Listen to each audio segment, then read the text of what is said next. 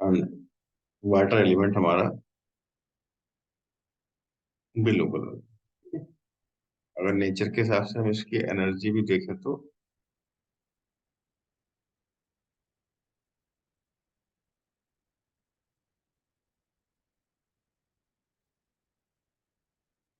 Would element की जो energy है वो एयर है, या एयर को हम विंड भी कह सकते हैं। फायर एलिमेंट की जो एनर्जी है वो हीट है। अर्थ एलिमेंट की जो एनर्जी है वो ह्यूमिडिटी है। मेटल एलिमेंट की जो एनर्जी है वो ड्राइनेस है। वाटर एलिमेंट की जो एनर्जी है वो कोल्ड है। ठीक है।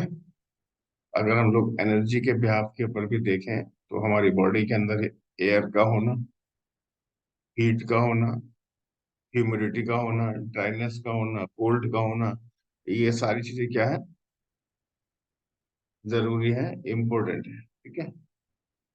और इसमें से किसी का भी ज्यादा होना या कम होना वो हमारी बॉडी के लिए क्या है, परेशानी है, बीमारी है।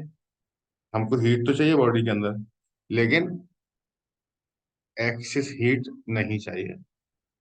हमको कोल्ड तो चाहिए बॉडी के अंदर, एक्सेस कोल्ड नहीं चाहिए। हमको ड्राइनेस तो चाहिए बॉडी के अंदर, लेकिन एक्सेस ड्राइनेस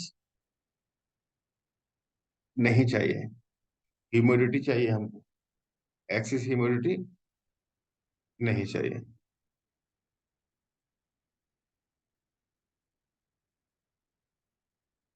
इसी तरीके से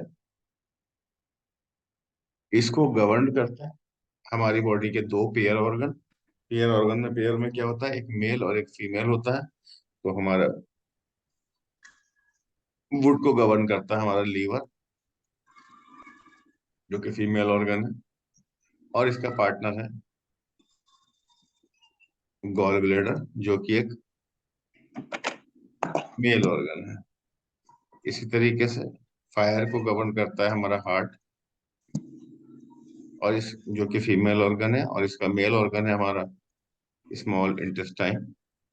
अर्थ को गवर्न करता है हमारा स्प्लीन, जो कि फीमेल ऑर्गन है। और इसका जो पार्टनर है, मेल ऑर्गन है, वो है स्टमक। स्टमक। मेटल को गवर्न करता है हमारा लंग्स। ठीक है। और इसका पार्टनर है लार्ज इंटेस्टाइन। वाटर को गवर्न करते हैं हमारे किडनी, और इसका पार्टनर है यूरिनरी ब्लेडर।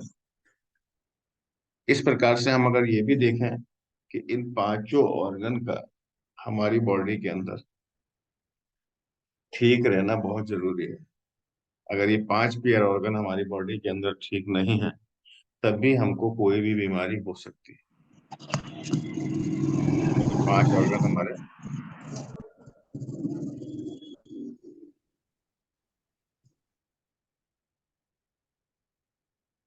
ठीक है, इस पांच ऑर्गन में से कोई भी ऑर्गन हाइपर हो रहा है, कोई भी ऑर्गन ज्यादा काम कर रहा है, कोई भी ऑर्गन कम काम कर रहा है, तब हम क्या हो सकता है, बीमार हो सकते हैं। ठीक है। इन पांचों ऑर्गन का बैलेंस रहना बहुत जरूरी है, नंबर एक। नंबर दो, इन पांचों ऑर्गन के बीच में भी एक रिश्ते हैं, रिलेशन है। जैसे कि अगर मान लीजिए अगर लीवर कम काम करेगा तो उसका इफेक्ट हार्ट के ऊपर जाएगा, उसका इफेक्ट जो है वो उसके स्प्लीन के ऊपर जाएगा। ठीक है। लीवर कम ज्यादा काम करेगा तो उसका इम्पैक्ट जो है वो उसके स्प्लीन के ऊपर जाएगा। ठीक है। इसी तरीके से सारे जितने भी ऑर्गन्स हैं, ये पांचों ऑर्गन एक दूसरे के अंदर जुड़े हुए हैं। यानी कि कोई भी ऑर्गन आपका डिस्टर्ब होता है आज, तो कल आपका दूसरा ऑर्गन भी डिस्टर्ब हो जाएगा। ठीक है। अब पेशेंट आपके पास आया है, वो क्या लेकर के आया है, वो आपको देखना है कि जो, फॉर एग्जाम्पल अगर किसी का लीवर डिस्टर्ब हुआ और 2 दिन के बाद पता चला कि उसका स्प्लीन भी डिस्टर्ब हो जाएगा, या लीवर डिस्टर्ब हो तो स्प्लीन भी डिस्टर्ब हो जाएगा। लेकिन जब पेशेंट आपके पास आया, उस टाइम पर उसका स्प्लीन डिस्टर्ब की उसने कंप्लेन करी, यानी कि सिम्टम्स उसके पास कहाँ के आ गए, स्प्लीन के आ गए। अब वहां पर आपको को यही देखना है। अब अगर मान लीजिएगा आपने उसको स्प्लीन की दवाई दे दिया, स्प्लीन की दवाई दे करके आपने पेशेंट को घर भेज दिया, तो क्या आपका पेशेंट ठीक हो जाएगा? नहीं होगा। क्योंकि टेम्परेरी तरीके से तो उसको थोड़ा सा रिलीफ आप दे सकते हैं अपनी दवाइयों से, लेकिन परमानेंट क्योर नहीं कर सकते। परमानेंट क्योर क्यों नहीं कर सकते? क्योंकि वो जो पेशेंट का डिस्टरबेंस आ रहा था स्प्लीन के अंदर, वो आ रहा था लीवर की वजह से। लेकिन वो तो आपने देखा ही नहीं, वो आपने समझा ही नहीं, उसके ऊपर आपने काम ही नहीं किया। आप एस्पिरिन को पकड़ के बैठ गए। जितने दिन दवाई खाता है पेशेंट, थोड़ा आराम मिलता है, फिर पेशेंट वहीं पहुंच जाता है। तो इसको कहते हैं हम लोग ऑर्गन का जो रिलेशन है आपस में, वो रिलेशन को भी हमको पकड़ना और समझना जरूरी है। प्लस साथ में यहाँ भी पहुंचना है कि स्टार्टिंग फेज का जो ऑर्गन था, वो हमारा कौन सा रहा होगा, इसको स्टार्टिंग कहाँ से हुई होगी, साथ में इसका कौन सा ऑर्गन डिस्टर्ब हो सकता है। तो हम उस अगर पार्टिकुलर ऑर्गन के ऊपर काम करेंगे तो हमको पेशेंट को क्योर करने में ज्यादा हेल्प मिलेगी। ठीक है? पर ये अगर हम इन ऑर्गन्स के टाइम की के बारे में थोड़ा सा मैं यहीं पर लिख देता हूँ। 24 ऑर्गन टाइम और 24 आवर्स में इन ऑर्गन्स के भी हाई एनर्जी के अपने एक टाइम होते हैं। ठीक है? अब हमारा जो वुड है, जो लीवर है, लीवर का हमारा जो टाइम है, वो 9 बजे से लेकर के रात को 1 बजे तक का टाइम है। ये ज्यादा एक्टिव रहता है। हार्ट का जो हमारा टाइम है, वो दोपहर 11 बजे से लेकर के और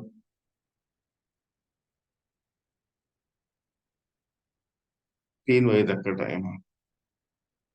इसी तरीके से हमारा स्टमक का जो टाइम है, स्प्लीन का, वो सुबह 7 बजे से लेकर के 11 बजे तक का टाइम। हमारे लंग्स का जो टाइम है, वो सुबह 3 बजे से लेकर के और 7 बजे तक का टाइम है। किडनी का जो टाइम है, 5 बजे से लेकर के शाम और रात को 9 बजे तक का टाइम है। ठीक है? तो ये इनके ऑर्गन्स के टाइम है जिस पर ये ज्यादा एक्टिव रहते हैं। तो अगर हम कोई भी मेडिसिन देते हैं इनको, तो इस टाइम पे अगर दें तो ज्यादा फायदेमंद होंगे। प्लस यहीं पर हम इलेक्ट्रिसिटीज के बारे में भी थोड़ा सा लिख देते हैं।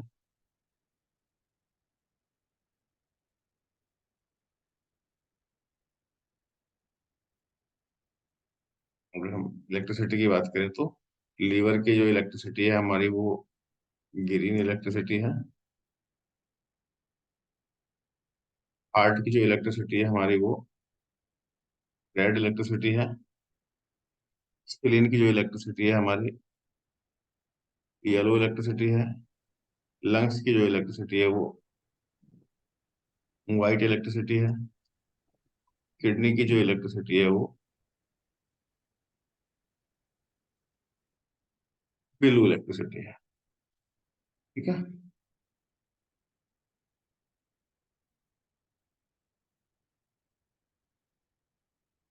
यहाँ तक की बात, इसमें काफी पार्ट तो मेरा जो था वो रिवीजन वाला ही था, जो कि ऑलरेडी पहले आपको पढ़ाया जा चुका है। ठीक है? तो यहाँ तक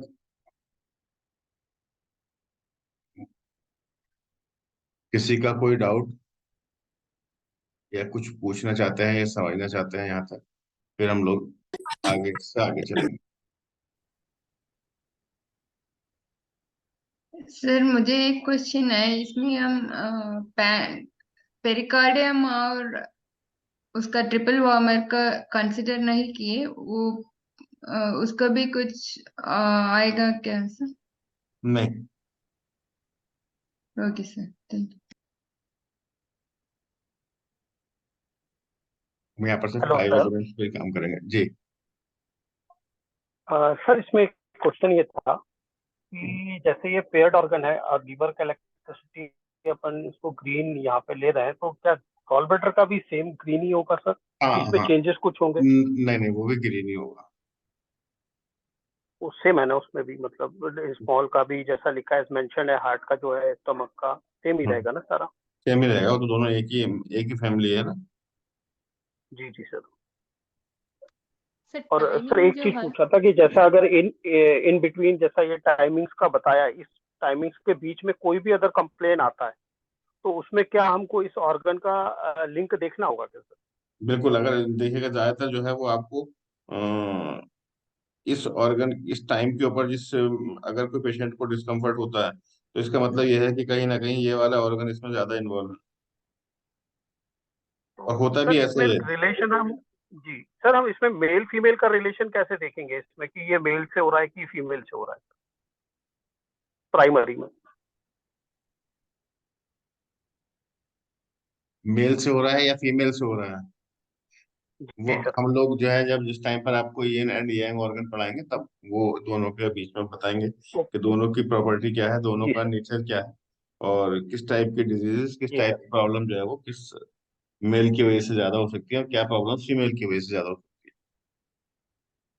जी है। जी हाँ। सर। थैंक और you very much. Thank you. और सर, अभी हाउ जी, टू डायग्नोज मेल और फीमेल ऑर्गन? आपने कैसे डिफाइन करा किसको मेल या फीमेल ऑर्गन है? क्या क्राइटेरिया रहा इसका? मैडम ये सारा कुछ जो है वो डॉक्यूमेंटेड है। ओके। इसमें हमने कोई इसमें डिसाइड नहीं किया है। ठीक है।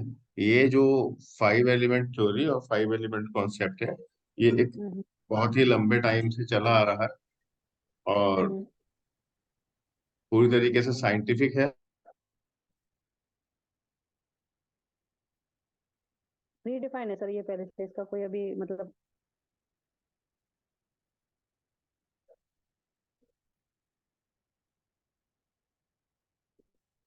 हाँ, ये सारा कुछ जो है वो प्री डिफाइंड है और बहुत बड़ी क्वांटिटी में लिटरेचर इसका जो है वो वर्ल्ड वाइड लिटरेचर अवेलेबल है। इसके अंदर कुछ भी ऐसा नहीं है जो कि हमने इसको जो है वो अपने पास से ऐड ऑन किया हो। Okay okay sir. सर ऊट का जो टाइम है 9 to 1, 9 to 1 AM। हाँ। ये, हाँ, तो लीवर का पूरा टाइम लीवर का है, और लीवर नहीं टुवर्ड्स नहीं नहीं, जीबीटी अगर है? हम इसको टाइम को ये जो है मैंने वो एलिमेंट के अकॉर्डिंग लिखा है, अगर हम इसको ऑर्गन वाइज करें, ठीक है, तो 9 बजे से लेकर के 11 बजे तक जो है वो गॉल ब्लैडर का टाइम होता है और 11 बजे से 1 बजे तक लीवर का टाइम होता है। इसी तरीके से हार्ट का अगर हम देखते हैं तो सुबह 11 बजे से लेकर के और आपका 1 बजे तक टाइम होता है स्मॉल इंटेस्टाइन का, और 1 बजे से लेकर के और 3 बजे तक टाइम होता है हार्ट का। इसी तरीके से अगर हम लोग स्प्लीन की बात करते हैं तो 7 बजे से लेकर के 9 बजे तक टाइम स्टमक का होता है, और 9 से 11 हमारा जो है वो स्प्लीन का होता है। इसीलिए हम 7 से 9 के बीच में ब्रेकफास्ट लेने के लिए बोलते हैं। इसी तरीके से अगर हम लोग लंग्स का देखते हैं तो लंग्स का टाइम जो है वो 3 to 5 रहता है। एंड हमारा जो स्टमक है उसका टाइम 5 टू, जो हमारा लार्ज इंटेस्टाइन है उसका टाइम 5 to 7 रहता है। एंड इसी तरीके से जो हमारा गॉल ब्लेडर है, आपने देखा होगा कितने जो खांसी के जितने ही मरीज है वो आपको सुबह सुबह 3 बजे के टाइम खांसते हुए मिलेंगे, क्योंकि वो लंग्स का टाइम होता है। ठीक है। आपको पेट के अंदर जो आपका बॉयल मूवमेंट होगा ज्यादातर, जो एक सिग्नल होगा आपको वॉशरूम जाने के लिए, वो 5 बजे से 7 बजे के बीच में जरूर होता है। भले ही आप उसको चाहे तो इग्नोर कर देते हैं लेकिन वो होता है। ठीक है। इसी तरीके से जो हमारा यूरिनरी ब्लैडर है उसका टाइम जो है वो 5 to 7 है, एंड 7 to 9 जो है वो हमारे किडनी का टाइम है।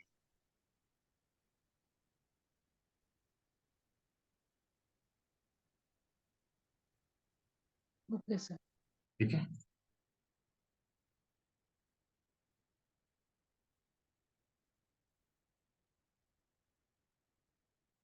और कोई क्वेश्चन?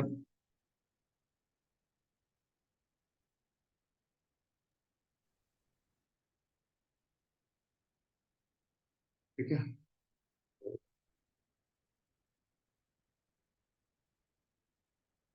अभी हम रिलेशन में चलते हैं।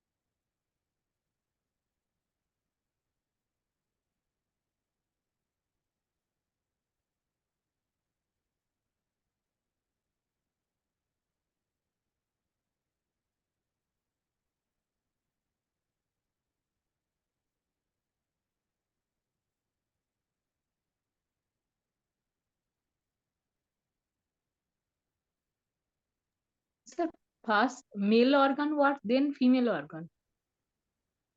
यस।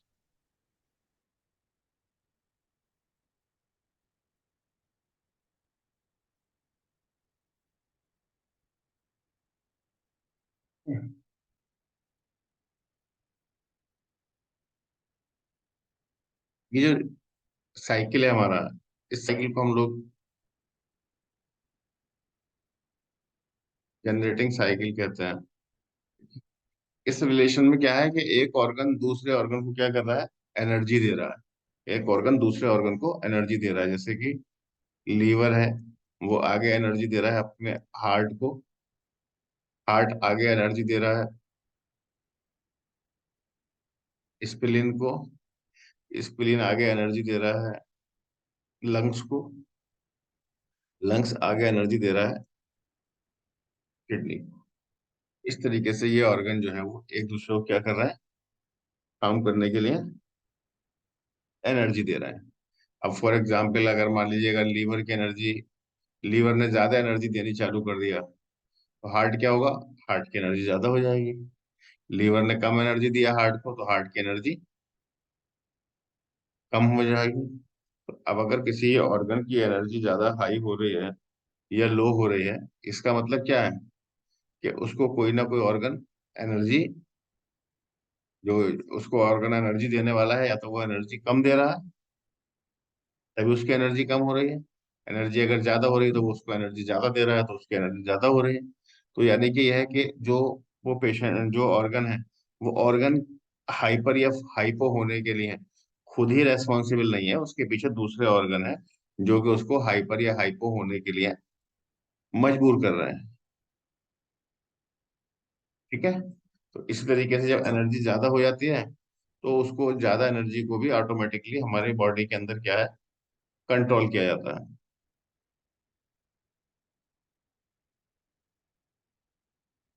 ठीक है। अगर हार्ट के अंदर एनर्जी ज्यादा होती है तो उसको कौन कंट्रोल करता है, उसको लंग्स हमारी किडनी कंट्रोल करती है। हार्ट जब भी एक्सेस एनर्जी में जाएगा, ठीक है, तो उसको हमारी किडनी जो है वो कंट्रोल करेगी। स्प्लीन जब भी एक्सेस में जाएगा, उसको हमारा लीवर कंट्रोल करेगा। लंग्स जब भी एक्सेस में जाएगा, उसको हमारा हार्ट कंट्रोल करेगा। किडनी जब भी एक्सेस में जाएंगी, उसको हमारा स्प्लीन कंट्रोल करेगा। लीवर जब भी एक्सेस में जाएगा, उसको हमारा लंग्स जो है वो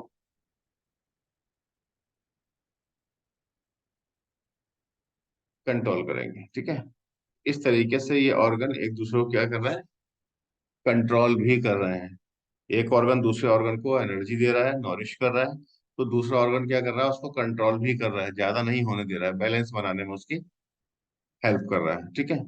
इस साइकिल को हम लोग क्या कहते हैं,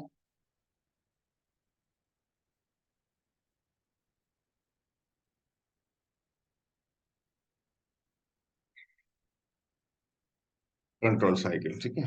अगर मान लीजिएगा हार्ट की एनर्जी ज्यादा हो रही है, तो उसको कौन कंट्रोल करेगा, किडनी करेगी। ठीक है। तो आपको पेशेंट ऐसा होता है जिसके हार्ट की एनर्जी ज्यादा है, तो हम क्या करेंगे, उसका किडनी पे काम करेंगे। ठीक है। हार्ट को एनर्जी कौन देता है, लीवर देता है। अगर किसी पेशेंट के अंदर हार्ट के अंदर एनर्जी कम है, तो हम किस पे काम करेंगे, लीवर पे काम करेंगे। क्योंकि हार्ट को एनर्जी कौन देता है, लीवर देता है। ठीक है।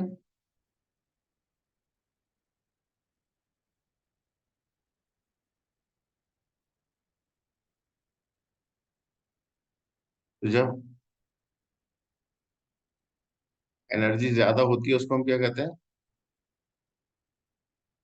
Access energy. ठीक है।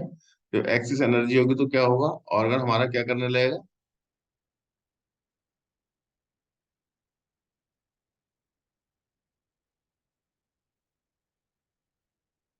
हाइपर फंक्शन में चला जाएगा।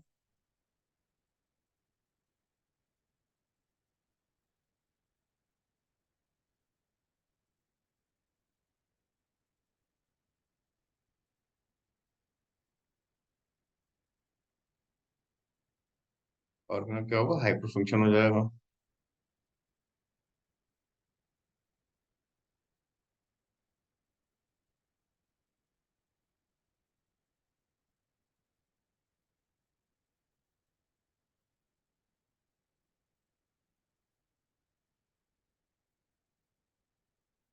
इसी प्रकार से अगर ऑर्गन की एनर्जी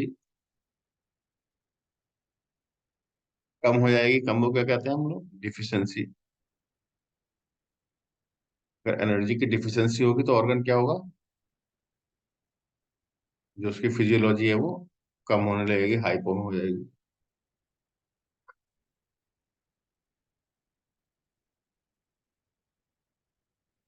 ऑर्गन कहाँ चला जाएगा, हाइपो में चला जाएगा। ठीक है, अब हम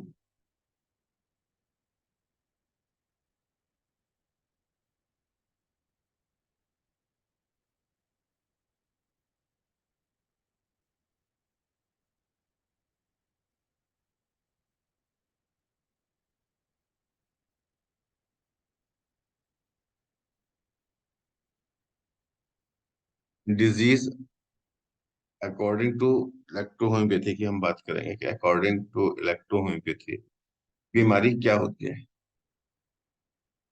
ठीक है, बीमारी से पहले हम लोग कहाँ की बात करेंगे, हेल्थ की बात करेंगे कि भाई इलेक्ट्रोहोम्योपैथी के accordingly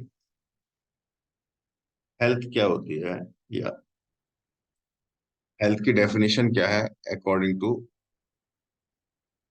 electrohomoeopathy.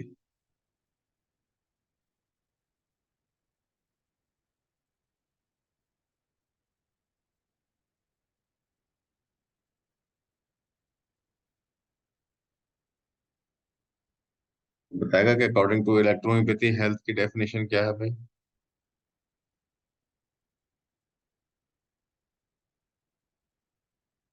Shruti, what is the definition of health.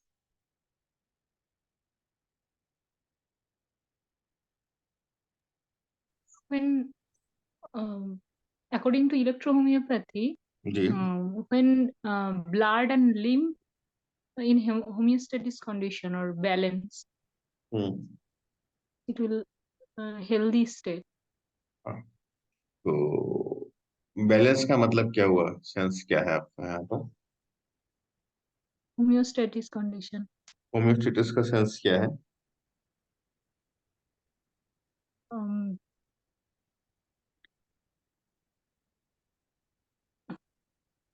organ work as per uh, need. हम्म,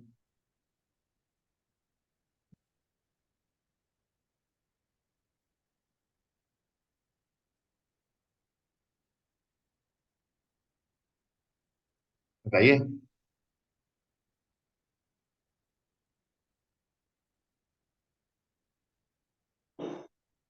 दीप्ति शर्मा, आप बताइए।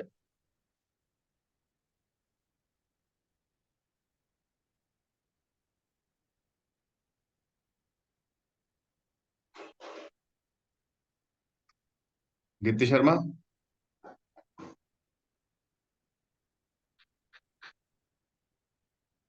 गर्भावती।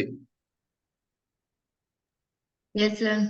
सो उस एनर्जी लेवल कितना जरूरत है उतना उसी को हाँ, बैलेंस बोलते हैं। नहीं,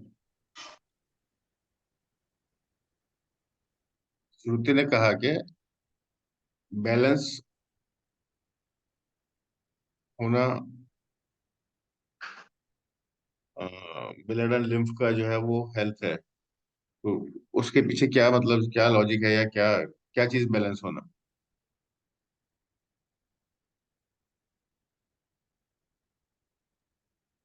राकेश कुमार जी, आपके अकॉर्डिंगली हेल्थ क्या है।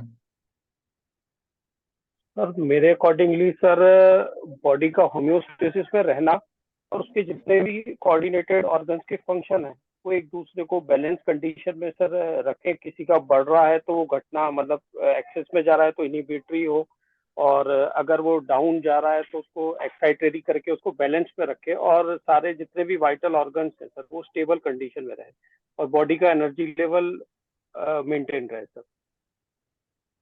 नहीं नहीं, लेकिन और मैटी जी ने तो मेटाबॉलिज्म ब्लड, का सर उससे मैटी जी ने मेटाबॉलिज्म तो भी खाली उसका। ब्लड और लिम्फ की बात की है ना। जी सर, तो इसके वाइटेशन होगा ना, उसके अंदर और भी कॉन्स्टिट्यूएंट्स है ना सर, जो जैसे हम्म कि मतलब ब्लड के अंदर और भी कंपोजिशंस हैं, तो हम्म वो जब इक्वली वर्क करेंगे तब जाके होगा ना सर। अगर उसमें कहीं वेरिएशन आता है तो ब्लड एंड लिम्फ का वाइटेशन हो जाएगा सर।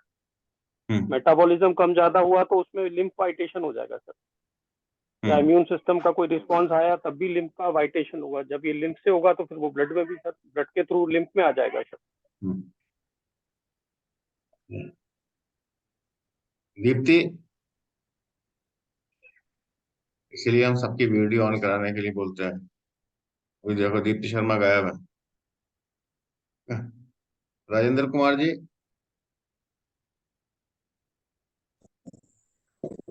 जी सर, नमस्कार।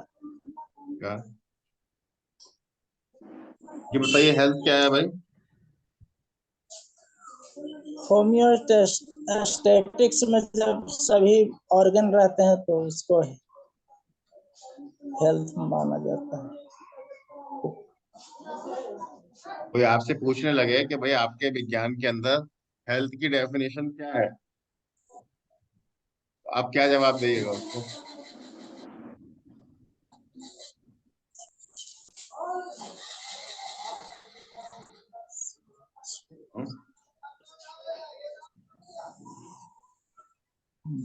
स्वतंत्र कुमार जी। Yes sir. जी, आप बताएंगे कि आपके अकॉर्डिंगली हेल्थ की डेफिनेशन क्या है? सर सभी शरीर के ऑर्गन सामान्य स्थिति में काम कर दे रहे हैं तो इसी को हेल्थ बोलते हैं हमारे साथ।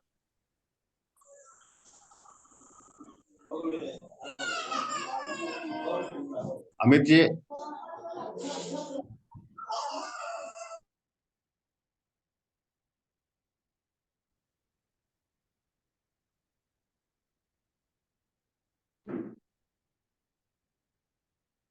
अमित जी।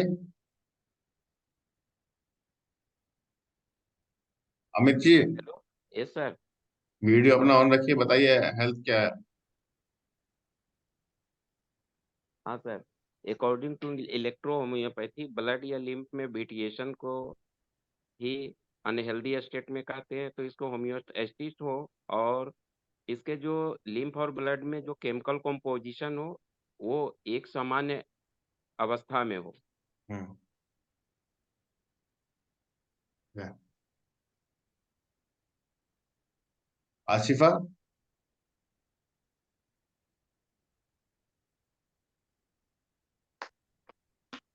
What is the definition of health? Unmute करो। हमारे बॉडी के सारे ऑर्गन जो है प्रॉपर काम करें और एक दूसरे को एनर्जी दें। हम्म। तो जो मैटी की किताब में लिखा है उसमें से पढ़ के बता रहे हैं?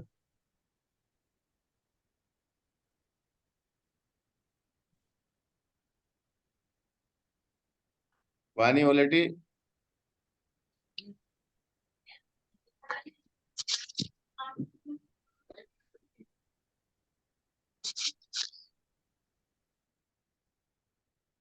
वानी ओलेटी है। दीप्ति शर्मा। दीप्ति शर्मा, क्लास से गायब हैं आप। अब्दुल करीम जी।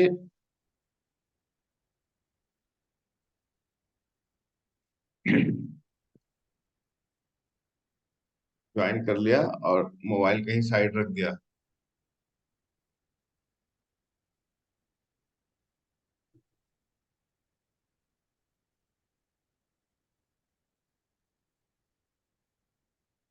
ठीक है, तो अकॉर्डिंग टू इलेक्ट्रोहोम्योपैथी हेल्थ जो है वो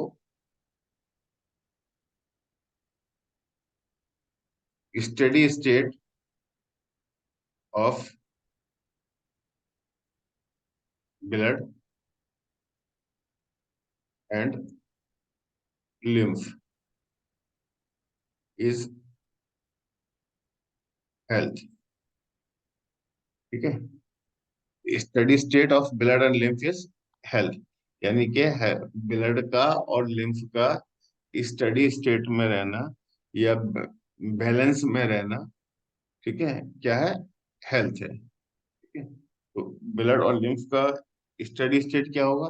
यानी कि ब्लड के अंदर उसका जो वॉल्यूम है, उसके जो ब्लड के केमिकल कंटेंट्स हैं, ब्लड के अंदर जो एनर्जी है वो, तो जो केमिकल कंटेंट जितना होना चाहिए वो उतनी मात्रा में ही होना क्या कहलाता है? स्टडी स्टेट कहलाता है। जैसे हम पूछते हैं भाई, कोई चीज आपको चाय पिलाई, चाय कैसी है भाई? आपके साथ ये एकदम बहुत बढ़िया। मीन्स एक स्टडी स्टेट में है, एकदम से मेंटेन्ड है, हर चीज उसमें बराबर डाली गई है, जितना दूध होना चाहिए उतना दूध भी पड़ा है, जितना पानी होना चाहिए पानी भी उतनी है, शुगर भी एकदम बहुत बढ़िया है, सारी चीजें क्या पड़ी हुई है? बैलेंस पड़ी हुई है। तो वो क्या कहलाया है? Steady state. ठीक है, तो steady state of blood and lymph is health, right. अब नेक्स्ट क्वेश्चन राइज होता है कि व्हाट इज डिजीज? हेल्थ ये है तो फिर डिजीज क्या है भाई?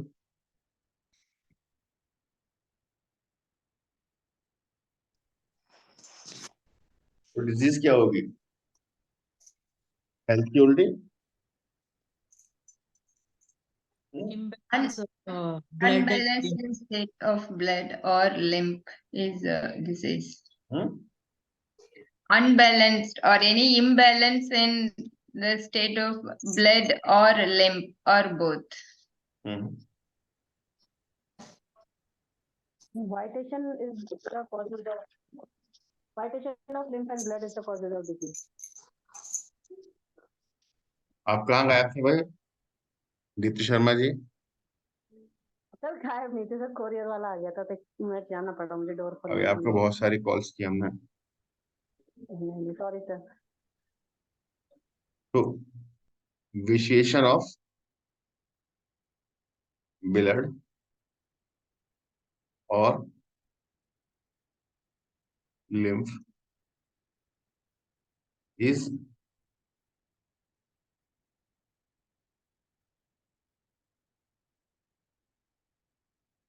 डिजीज। ठीक है,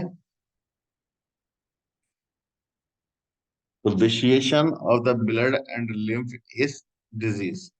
ठीक, व्हाट इज द विशेषण of the blood? My question is this. नीति शर्मा जी, आप बताइए कि विशेषण क्या है ब्लड का? Whitation is the means it's impure by any reason. Impure? Impure किसको कहेंगे हम इम्प्योर? उसका जो सेल डिवीजन है या उसकी जो क्वांटिटी ऑफ फ्लूइड की वो कम ज्यादा हो गई है या उसमें किसी तरीके की एक्स्ट्रा फॉरेन मटेरियल आ गया है। इसमें आ गया extra foreign material? Sir blood में या लिम्फ में किसी में भी। एक्स्ट्रा मटेरियल तो, फॉरेन मटेरियल तो कुछ होते नहीं ब्लड के अंदर, हम तो विशेषण ऑफ द ब्लड की बात कर रहे हैं। इन्फेक्शन जैसे हो जाता है ना किसी कंडीशन में, हाँ तो सेल्स के जो काउंट कम ज्यादा हो जाते हैं हाँ, काउंट कंडीशन में। काउंट हाँ, काउंट, जी जी। उस कंडीशन में कह सकते हैं कि इसमें वाइटेशन हो गया, दूषित हो गया, जो हमारा लिम्फ है या ब्लड है वो दूषित हो गया है, हम्म अपनी ओरिजिनल फॉर्म से हट गया है मीन्स। मीन्स ब्लड का जो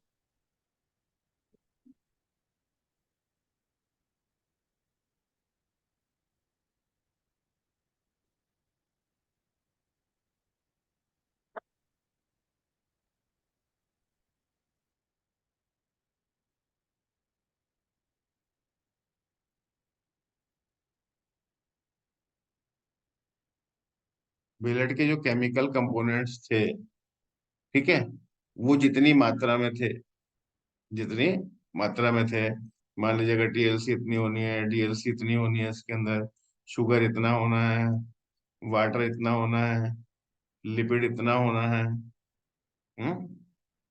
सोडियम इतना होना है,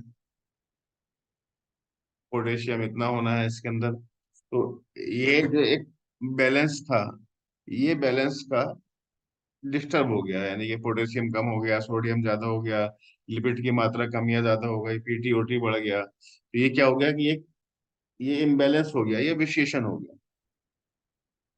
यही हुआ ना, या कुछ और? यस सर यही।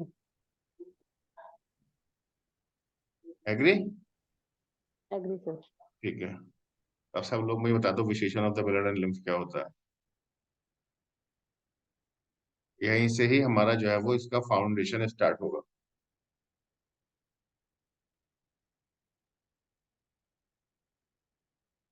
राकेश कुमार जी बताइए, व्हाट इज द विशेषण of the blood and lymph?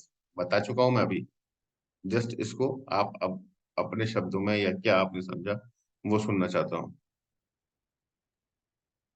Sir, variation of blood and the lymph is, sir, variations in the, sir, constituent compounds in blood or lymph. Yes, That is, sir, variation due to any मतलब conditions के कारण, sir, but due to metabolic condition के एक कारण, अलग हो, due to condition पे हम जा ही नहीं रहे, अभी हम जी कंडीशन पे जा ही नहीं रहे, क्या कंडीशन थी, अभी हम सिर्फ सर विशेषण की उसके बात कर केमिकल कंपोजिशन का अल्ट्रेशन, सर, दैट इज रहे हैं। दैट इज द वाइटेशन विशेषण। Of blood. Yes, exactly correct. स्वतंत्रता कुमार जी। हाँ सर। विशेषण ऑफ द ब्लड क्या हुआ? हाँ सर, वही ब्लड के जो कंपाउंड में कोई चेंज आते हैं बाहरी चीजों की वजह से, तो वाइटिस बोलते हैं, उसको ये ही बोलते हैं। किस चीज को? तो यदि ब्लड के कंपाउंड, ब्लड और लिम्फ के कंपाउंड में अगर कुछ कौन चेंज सा आते हैं, कंपाउंड क्या होते हैं, कौन कौन सा क्या चीज होती है? जैसे सर उसकी रचना में, जैसे डब्ल्यूबीसी हुआ और आरबीसी हुआ, हम्म। उसमें अगर चेंज आ रहे हैं। ब्लड में क्या क्या होता है? सर डब्ल्यूबीसी, आरबीसी, हम्म। ल्यूकोसाइट हम्म। जी। और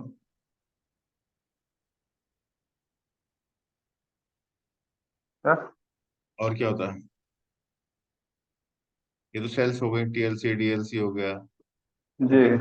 हाँ, जी। और क्या होता है ब्लड में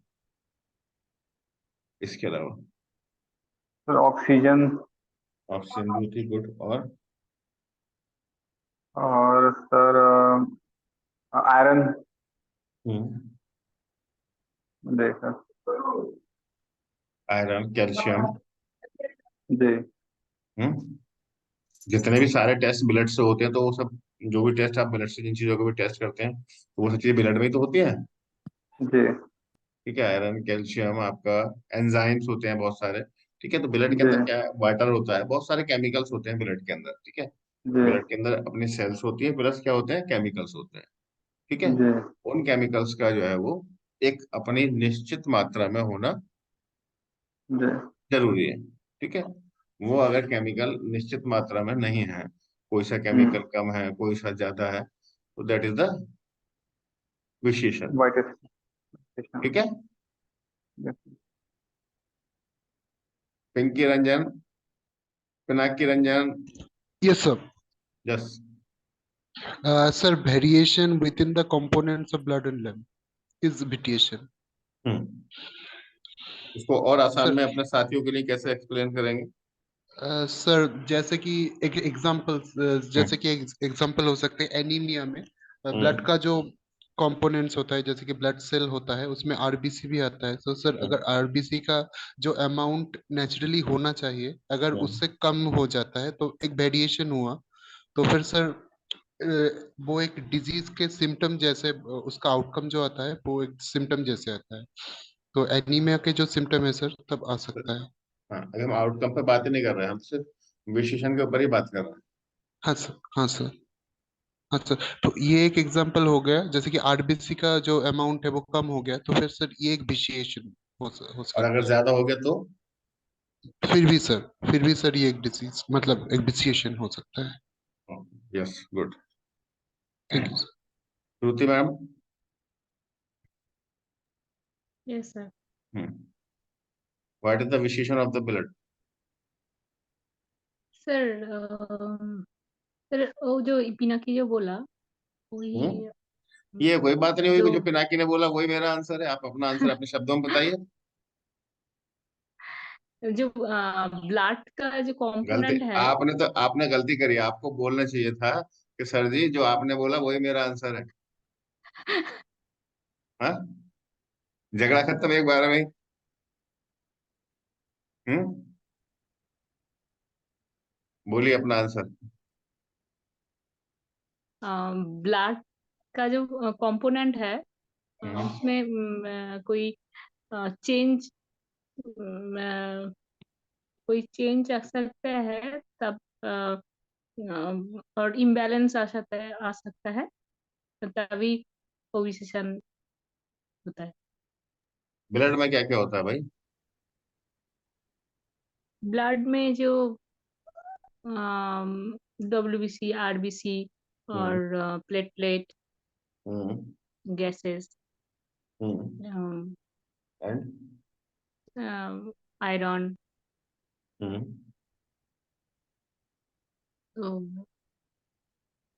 उसमें जो वेरिएशन आता है। इसको हम नट सेल में ऐसे भी कह सकते हैं कि ब्लड के अंदर कुछ अपना जो है ब्लड की सेल्स होती है, ठीक है।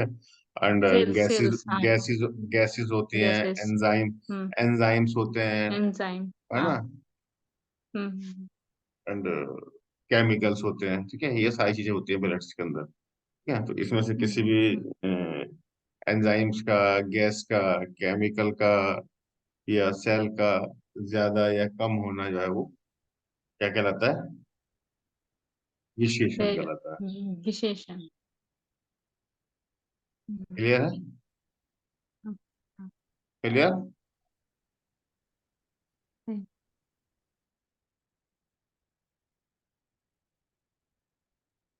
And Padmavati, what is the vision of the blood? Sir, chemical components in the blood, uh, जैसे ये RBC और hemoglobin और WC, platelets or other nutrients like or chemical salts like calcium, potassium, उसमें ज्यादा या कम होने से उसको विशेषण बोलते हैं। गुड। आसिफा,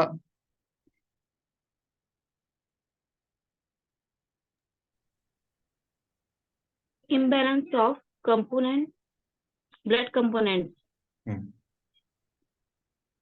उसमें हमारा कैल्शियम आयरन कम होना या एंजाइम का बढ़ना घटना, ये सब तो इम्बैलेंस होने को ही कहते हैं विशेषण। गुड। डॉक्टर भाषा,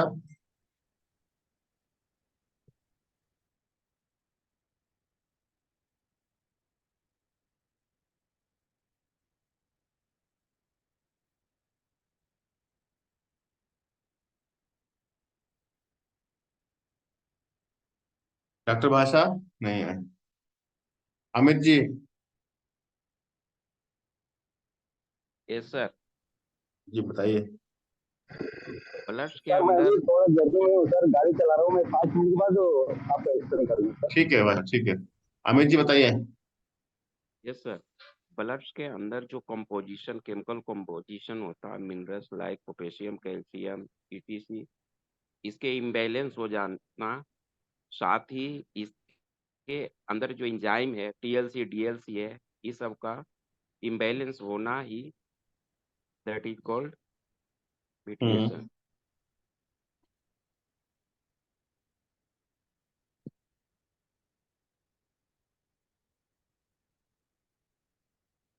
इम्बैलेंस का मतलब? ऊपर नीचे होना, नॉर्मल वैल्यू से ज्यादा या कम हो जाना, मीन्स स्टडी स्टेट में नहीं है।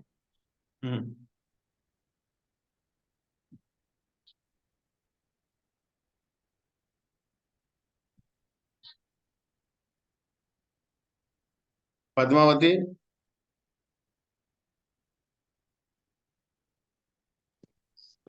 Yes, sir. Good afternoon, sir. What is the विशेषण ऑफ द ब्लड? सब ब्लड में जो भी कंपोनेंट्स रहता है तो थोड़ा ऊपर नीचे हो गया तो रेड ब्लड सेल्स होगा, प्लेटलेट्स होगा, व्हाइट ब्लड सेल्स होगा, जिंक, पोटेशियम, ऐसे कोई भी कंपोनेंट्स को थोड़ा बहुत ऊपर जाएगा और नीचे कम या ज्यादा रहेगा सर, तो उसको विशेषण बोलते हैं। Nice. Deepti,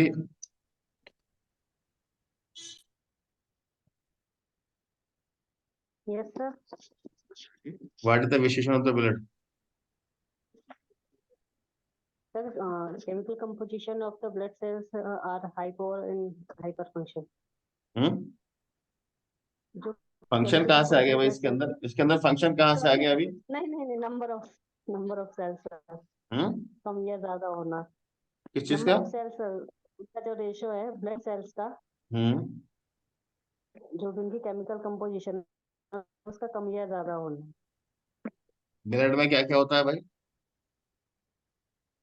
WBC, RBC, platelets और ये मेनली होते हैं।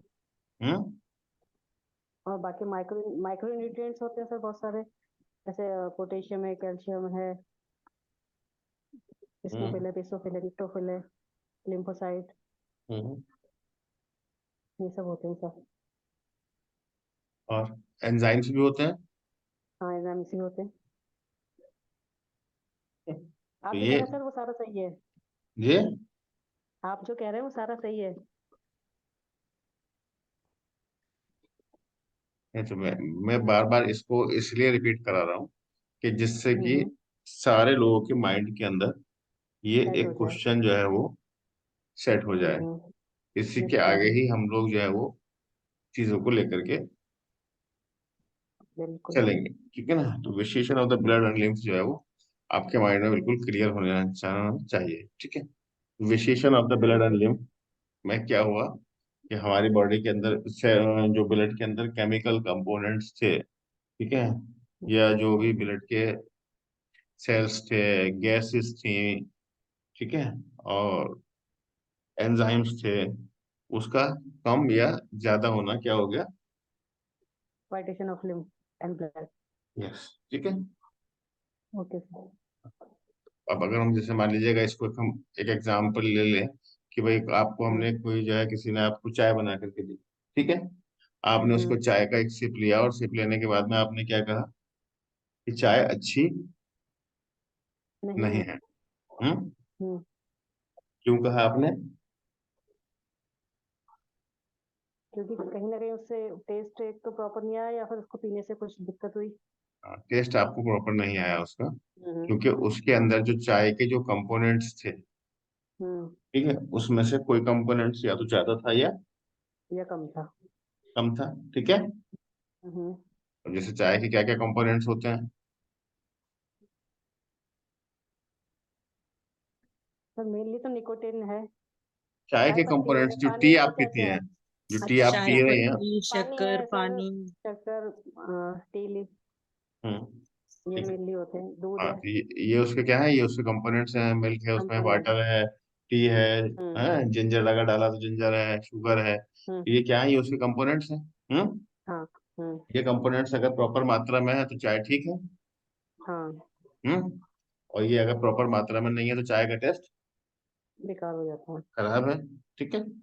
ये क्या कर रहा है? विशेषण होता है ब्लड एंड लिम्फ, ठीक है। तो उसके जो ब्लड के जो कंपोनेंट्स थे वो बिल्कुल एक बैलेंस मात्रा में ना होकर के अगर ज्यादा या कम हुए तो विशेषण of the blood and lymph कहलाया, ठीक है। बीमारी क्या है, डिजीज क्या है भाई आपके अकॉर्डिंगली? कि विशेषण of the vitiation of blood. Lymph and blood is the causes of disease. Sir इसको विशेषण बोलेंगे, वाइटेशन बोलेंगे?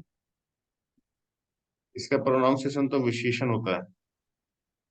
अच्छा, क्योंकि मैंने बहुत सारी जगह वाइटेशन पढ़ा हुआ देखा है ना, इसलिए मैं थोड़ा सा कंफ्यूज हो रही थी। एक्चुअली जो प्रोनाउंसिएशन है उसके अंदर साउथ के प्रोनाउंसिएशन में और अपने नॉर्थ के प्रोनाउंसिएशन में डिफरेंस है। एक डिफरेंट आ जाता है। यहाँ पर वाइटेशन ही सर ज्यादातर मतलब सुना है। दीप्ति आपके यहाँ पर सॉरी वो करवा सर ये आपके यहाँ पर इसका इसका क्या वो होगा ये प्रोनाउंसिएशन?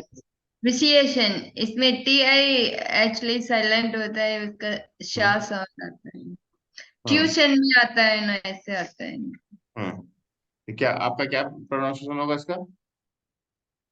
विशिएशन। विशेषण ऑफ विशेषण। Yes yes. श्रुति? वाइटेशन। हाँ, क्या होगा? वाइटेशन। वाइटेशन?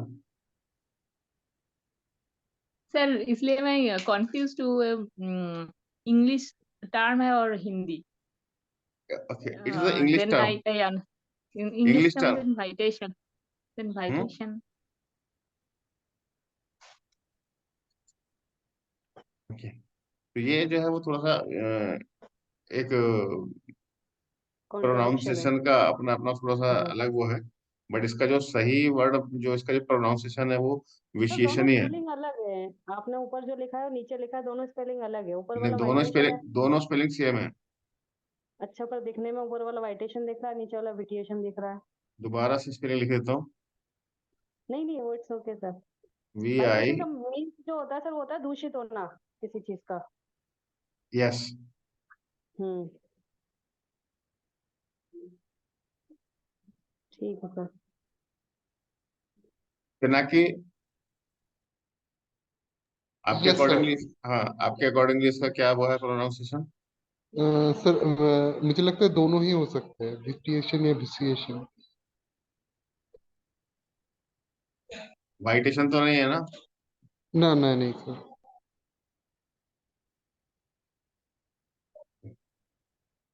ठीक है? अब अगर जो है वो विशेषण of the blood is disease, ठीक है, तो गूगल पे विशेषण ही दिया हुआ है, क्या दिया हुआ है? विशेषण ही दिया हुआ है। विशेषण ही दिया हुआ है ना? हाँ, Spelling, sir, spelling VITIATION then vitation. Google पे सर यही है। हाँ, VITIATION। Then vitation or vitation हो सकता है। हाँ, ठीक है।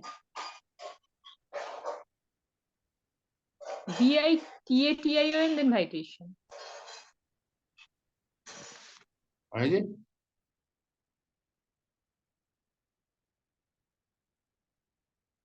किसी चीज का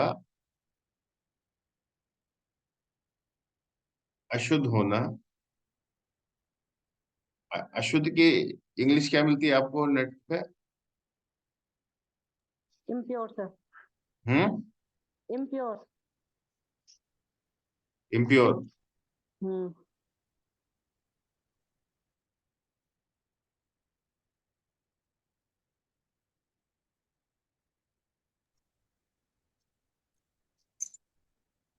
अशुद्ध का वो नहीं मिलता आपको विशेषण?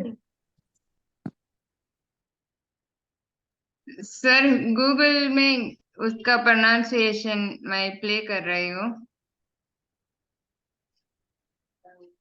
Vitiation, हम्म, vitiation, vitiation. यही करेक्ट है। ठीक है। और इसका विशेषण का मतलब क्या होता है? खराबी। अगर हम लोग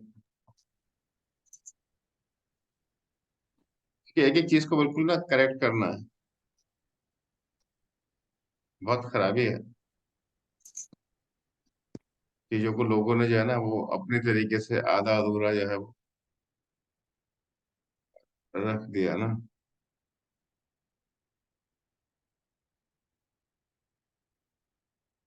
यस, देखिएगा ये है, विशेषण के इतने मीनिंग है: बिगाड़, खराबी, निरस्तीकरण, खराबी। ठीक है, अगर हमारे ब्लड के अंदर कुछ बिगाड़ हो जाए, कुछ खराबी हो जाए, खराबी क्या हो सकती है ब्लड के अंदर? कि जो उसके बैलेंस केमिकल थे वो ज्यादा या कम हो जाए तो हम बीमार पड़ जाते हैं। ठीक है, हमें जो है वो इसकी इस डेफिनेशन को बिल्कुल पक्का पक्का याद भी रखना है, जिससे कि कभी भी अगर कोई ऐसी चीजें आ जाती है, कई बार क्या होता है आपके क्लिनिक पे कोई पेशेंट आ गया, ठीक है, अब वो पहली बार उसने इलेक्ट्रोहोम्योपैथी का नाम सुना है, अब वो मेडिकल की फील्ड से भी थोड़ा जुड़ा हुआ है, उसने अगर आपसे पूछ ले वो कि भाई आपके सिस्टम के अंदर डिजीज का क्या कॉज होता है, ठीक है, तो हम उसको बता सकें कि भाई हमारे सिस्टम में जो है, हमारा सिस्टम ब्लड और लिम्फ के ऊपर आधारित है, और हमारे यहाँ पर जो है वो विशिएशन ऑफ ब्लड और lymph and both is disease है। यहाँ पर भी ये भी कई लोग जो है इस और को एंड वाला और समझते हैं। ये एंड वाला और नहीं है, ब्लड और लिम्फ, यानी कि या, और क्या मतलब यहाँ पर क्या है, या ब्लड में विशिएशन हो या लिम्फ में हो और या दोनों में हो।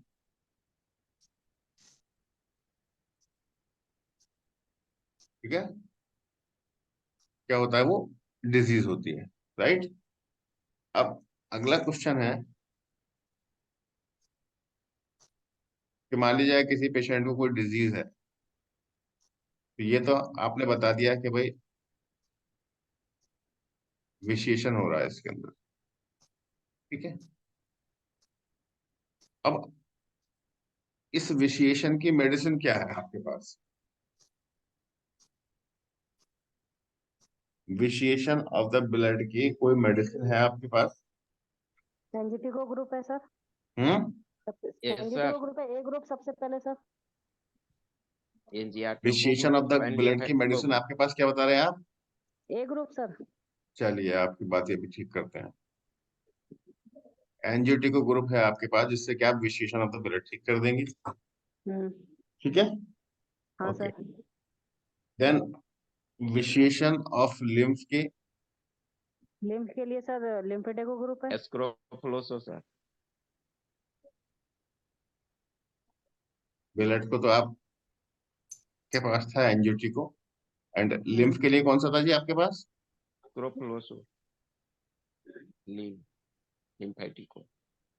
लिम्फेटिको या एस्क्रोफ्लोसो लिखूं? सर एस्क्रोफ्लोसो मेरी तरफ से तो लिम्फ के लिए चलो लिम्फेडेको ग्रुप काम करता है।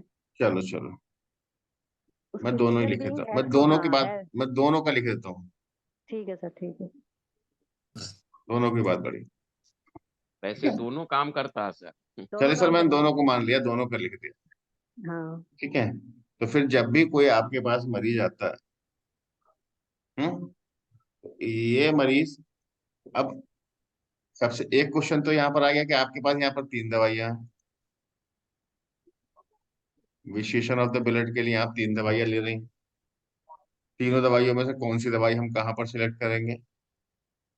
सर A1 आर्टरी के लिए, A2 वेन्स के लिए, A3 हार्ट के लिए। हमने आर्टरी, वेन और हार्ट की तो कोई बात ही नहीं बता रहा है आप तो हमको बता रहा है सर बीमारी होती है तो ब्लड के अंदर विशिएशन हो गया है। Yes sir. तो हम आर्टरी पे वेन पे कहाँ जाएंगे? हम तो ब्लड को पकड़ लिया हमने, तो ब्लड का विशिएशन ठीक करना है भाई हमको। अब या तो आप A1 बता दो या A2 बता दो या A3 बता दो, कोई एक मेडिसिन बता दो। A3 sir. चलो हमने इनको भी मान लिया, हम तीनों एक ही जगह डाल दिया, एक ही एक कंपोजिशन बना दिया। अगर ऐसी कोई बात है, वैसे मेटी जी को बना देना चाहिए था, और अगर आप A3 कह रहा है तो हमने एक मेडिसिन A3 लिख ली कि भाई हम A3 देंगे, सही है। अब बताइए ब्लड लिम्फ के विशिएशन के लिए कौन सी दवाई? L1 L2, चलो जी आपने L1 ले लिया, एक तो L1 दे देंगे, सही है। स्क्रोफ्लोसो में तो आपकी कितनी दवाइयां हैं, उनमें से कौन सी वाली उठाऊं? S1 sir. S1 sir. हाँ जी, हाँ सर। L2 काम करेगा सर। चलिए क्या लिखूं बताइए, S1 लिख दूं? हाँ सर। S1, चलिए मैंने S1 लिख दिया। हाँ, L2 का कॉम्बिनेशन। अब ये बताइए मुझको, मैंने S3 L1 और S1 लिख दिया, अगर कोई इसको S2 कहे तो मैं एक दवाई और लिख देता हूँ इसके आगे, S2 भी लिख देता हूँ, ठीक है। तो फिर तो आपकी सारी बीमारियों के अंदर ये 5 दवाइयां जो है, 4 दवाइयां ये काफी है, फिर इतने दवाइयां क्यों, 38 दवाइयां क्यों? सर ये तो मतलब ऐसे देखना पड़ेगा कि उसका टेम्परामेंट क्या है। टेम्परामेंट कहाँ से आ गया बीच में? अभी आपने कहा कि एक घंटा बीमारी के बाद का आओ ना। कारण जिस ऑर्गन में है ये इसका वाइटेशन को, विशेषण को दूर करेगा किसी भी उसमें, लेकिन जिस ऑर्गन में है उस ऑर्गन के रेमेडी के साथ देंगे तो सर इसका पूरा प्यूरिफिकेशन जल्दी होगा। एक एक करके बोलो भाई, जिसको बोलना है अपने आप को अनम्यूट करो और एक एक बोलो, आवाज ज्यादा हो रही है। हाँ बताइए। फिर तो मैं सर यही इस जो मेडिसिन को सर इस मेडिसिन को जब किसी ऑर्गन की रेमेडी, अगर किसी ऑर्गन में इन्फेक्ट हो रहा है या ऑर्गन में कहीं विशेष वो हो रहा है, अल्ट्रेशन हो रहा है, तो उसका प्यूरिफिकेशन के लिए इसके साथ उसको देंगे, तब जाके ये सब वहाँ का वो दूर करेगा। यार ऑर्गन की तो बात ही नहीं हुई थी। आपने तो कहा था कि विशेषण ऑफ द ब्लड और लिम्फ जो है वो हमारा जो है बीमारी होती है, विशेषण of the blood and lymph से। अगर रक्त और रस में कोई खराबी हो गई तभी हम बीमार होते हैं। अब हमने रक्त और रस की आपने दवाई बताई और हमने दवाई को लिख दी, तो अभी तो हमको वही मेडिसिन दे देनी चाहिए। फिर उसको ऑर्गन कहाँ से पकड़ लिया आप अब? सर ऑर्गन में अल्ट्रेशन हुआ तभी तो उसके कंपोनेंट्स में वहाँ चेंज आ रहा है ना, उसकी फंक्शनल प्रॉब्लम आ रही है, तभी उसमें वो चीज आ रही है। जैसे डाइजेशन खराब हो रहा है या कुछ ऐसी हो रहा है, तो वो लिपिड का, आपका कोलेस्ट्रॉल का लेवल पे वहाँ पे इफेक्शन होगा। तो ये भी तो विशेषण हो गया ना सर उसमें। अच्छा। तो वहाँ लीवर के फंक्शन इफेक्ट कर देगा वो इसके कारण, तो वो फिर ये सब ब्लड में हाइक होने लगेगा सर। चलिए ठीक है, तो और बताइए दीप्ति जी, आप क्या कहना चाहती हैं कि मैं ये 4 ही मेडिसिन से ठीक कर सकता हूँ, ये 38 मेडिसिन की क्या जरूरत पड़ी है? आपने नहीं कहा, सर, अभी मैं मैंने कुछ नहीं कहा। ये जो जो आप लोगों ने बोला है वो मैंने स्क्रीन पे लिखा है। नहीं सर, वाइटेशन तो दूर करेगा, लेकिन उसका रूट कॉज भी जानना जरूरी है ना, कि ब्लड में जो भी डिस्टरबेंस हुआ, उसमें जो वाइटेशन हाइबिटेशन आया, वो किस कारण से आया, उसका रूट कॉज कहाँ है, लिंक कहाँ पर है उसका। तो वो अगर हम ढूंढेंगे तो ही हम उसको मतलब अगर क्लेरिफाई कर अगर वो सकते लिंक हम यहाँ ढूंढ लेंगे, वो लिंक हमने ठीक कर दिया, तो विशेषण of the blood and lymph ठीक हो जाएगा। फिर इन मेडिसिन की भी कोई जरूरत नहीं रही मेरे हिसाब से। तो अगर मैंने यहाँ पर उसका कॉज यहाँ देख लिया तो फिर हैं। इसकी भी जरूरत नहीं रही। नहीं सर, उस लेवल पे फिर हमें ये मेडिसिन भी देनी पड़ेंगी ना सर। नहीं, क्यों देंगे फिर हम? जब हम यहाँ से इसको ठीक कर रहे हैं, ये हमारा ऑर्गन हमने ठीक कर दिया, और ऑर्गन ठीक किया तो विशेषण ठीक हो गया, फिर हम इसमें ये वाली मेडिसिन में क्यों जाएंगे? नहीं जाएंगे, नहीं जाना चाहिए। सर श्रुति ऐसा आप ही तो बताइए। ऑर्गन वाइज मेडिसिन भी देना पड़ेगा ना सर। श्रुति आप बताइए क्या कहती हैं? ऑर्गन वाइज मेडिसिन की ही तो बात चल रही है। सर श्रुति आप बोलिए। सर रूट कॉज देखने के बाद मेडिसिन देना पड़ेगा। नहीं ना madam, then sir question is this कि विशेषण of the blood and lymph is disease, आपने कहा, मैंने लिख दिया और ये बात सही है, विशेषण of the blood and lymph is disease. Okay. अब मैंने पूछा कि विशेषण of the blood and lymph की मेडिसिन बता दो। आपने मुझको ये 4 मेडिसिन बताई कि ये 4 मेडिसिन जो है वो ब्लड और लिम्फ के विशेषण पे काम करती है। ठीक है। और एक साइड आपने कहा कि बीमारी जो होती है वो ब्लड और लिम्फ के विशेषण से होती है। ठीक है। तो डेफिनेटली फिर तो मुझे जो दवाई विशेषण of the blood and lymph की है वही दे देनी चाहिए, और उस दवाई से पेशेंट को ठीक हो जाना चाहिए। फिर हाँ फिर 38 दवाइयाँ क्यों, जब ये 4 दवाइयों से आपके हिसाब से काम चल सकता है?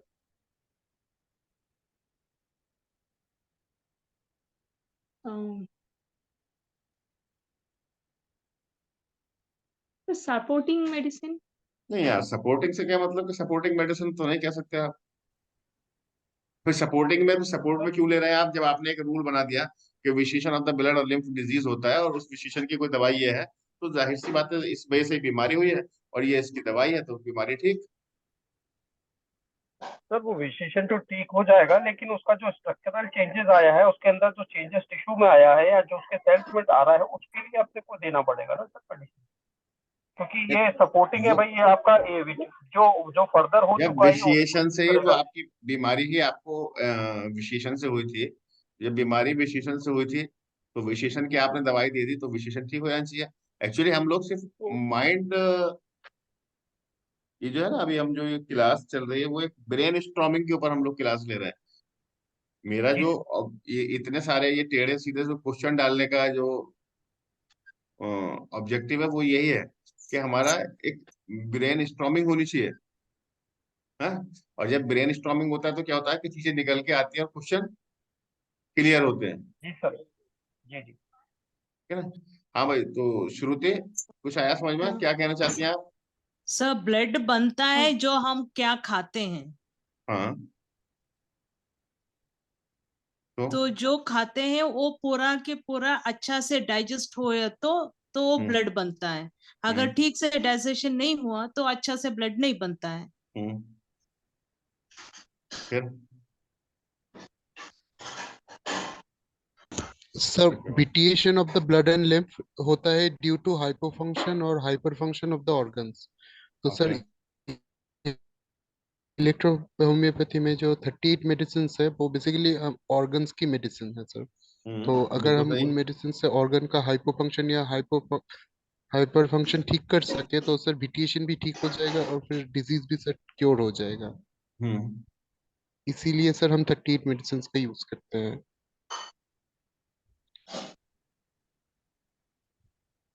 ओके, फिर वह कुमारी।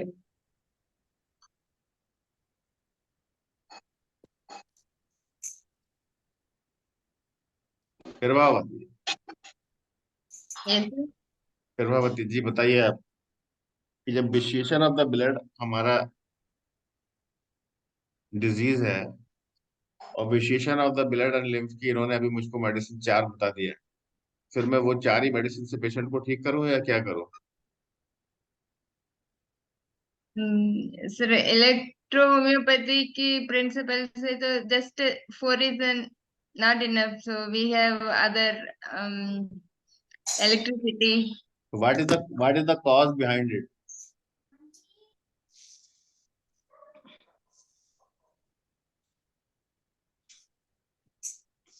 Cause we can say the many, like the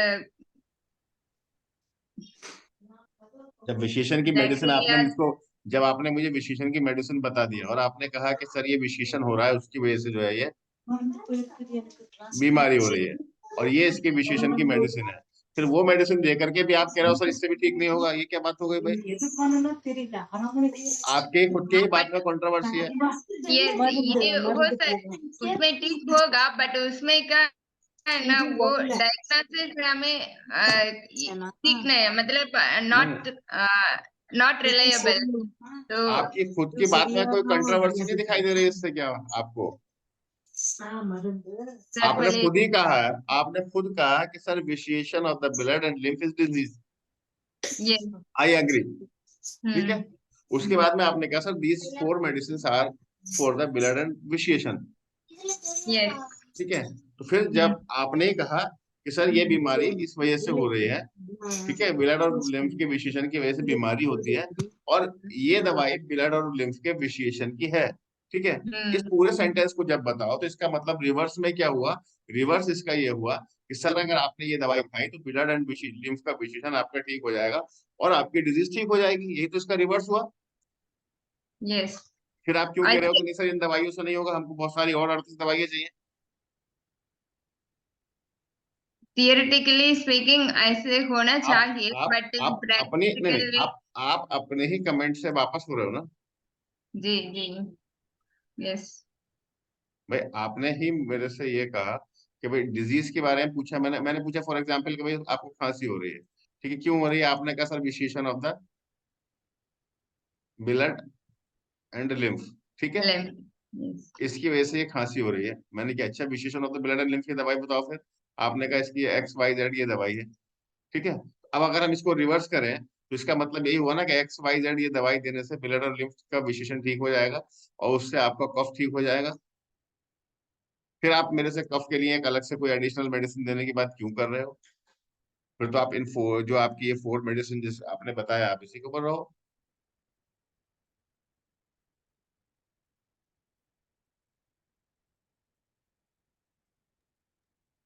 sir कहीं आप ना ही बता कहीं कुछ ना कुछ तो लेकिंग हो रही है ना?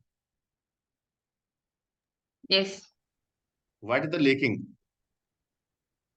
हमें वो लेकिंग पकड़नी है या इस ब्रेन स्टॉर्मिंग से हम वो लेकिंग तक ही आपको लेकर के जाना चाहते हैं, बस, और कोई मकसद नहीं है। इसमें तो ऑर्गन्स का हाइपर फंक्शन हो गया ना सर। सर अपने को ऑर्गन का रेमेडी पे लेना पड़ेगा ना, फंक्शनल भी लेना पड़ सकता है इसमें भी और रिलेटेड। भाई ऑर्गन का रेमेडीज क्यों लेना पड़ेगा? इसका कॉज बताओ ना मुझे, इसलिए लेना सर पड़ेगा। वाइटेशन जब भी अपन होगा तो ये ऑर्गन पे इफेक्ट डालेगा ना सर, वहाँ पे उसका या तो कहीं ना कहीं उस पे मतलब टिश्यू का डीजनरेशन हो सकता है उसमें। तो इन्फेक्शन के वाइटेशन कारण जब बिल्कुल वाइटेशन हुआ, वाइटेशन ने जाकर के मेरे उसके ऊपर इफेक्ट डाल दिया ऑर्गन के ऊपर, ठीक है। वाइटेशन हुआ, वाइटेशन ने इफेक्ट डाला मेरे लंग्स के ऊपर, ठीक है। जी फिर मैं लंग्स की दवाई क्यों लूंगा? मैं तो वाइटेशन को रोकूंगा पहले।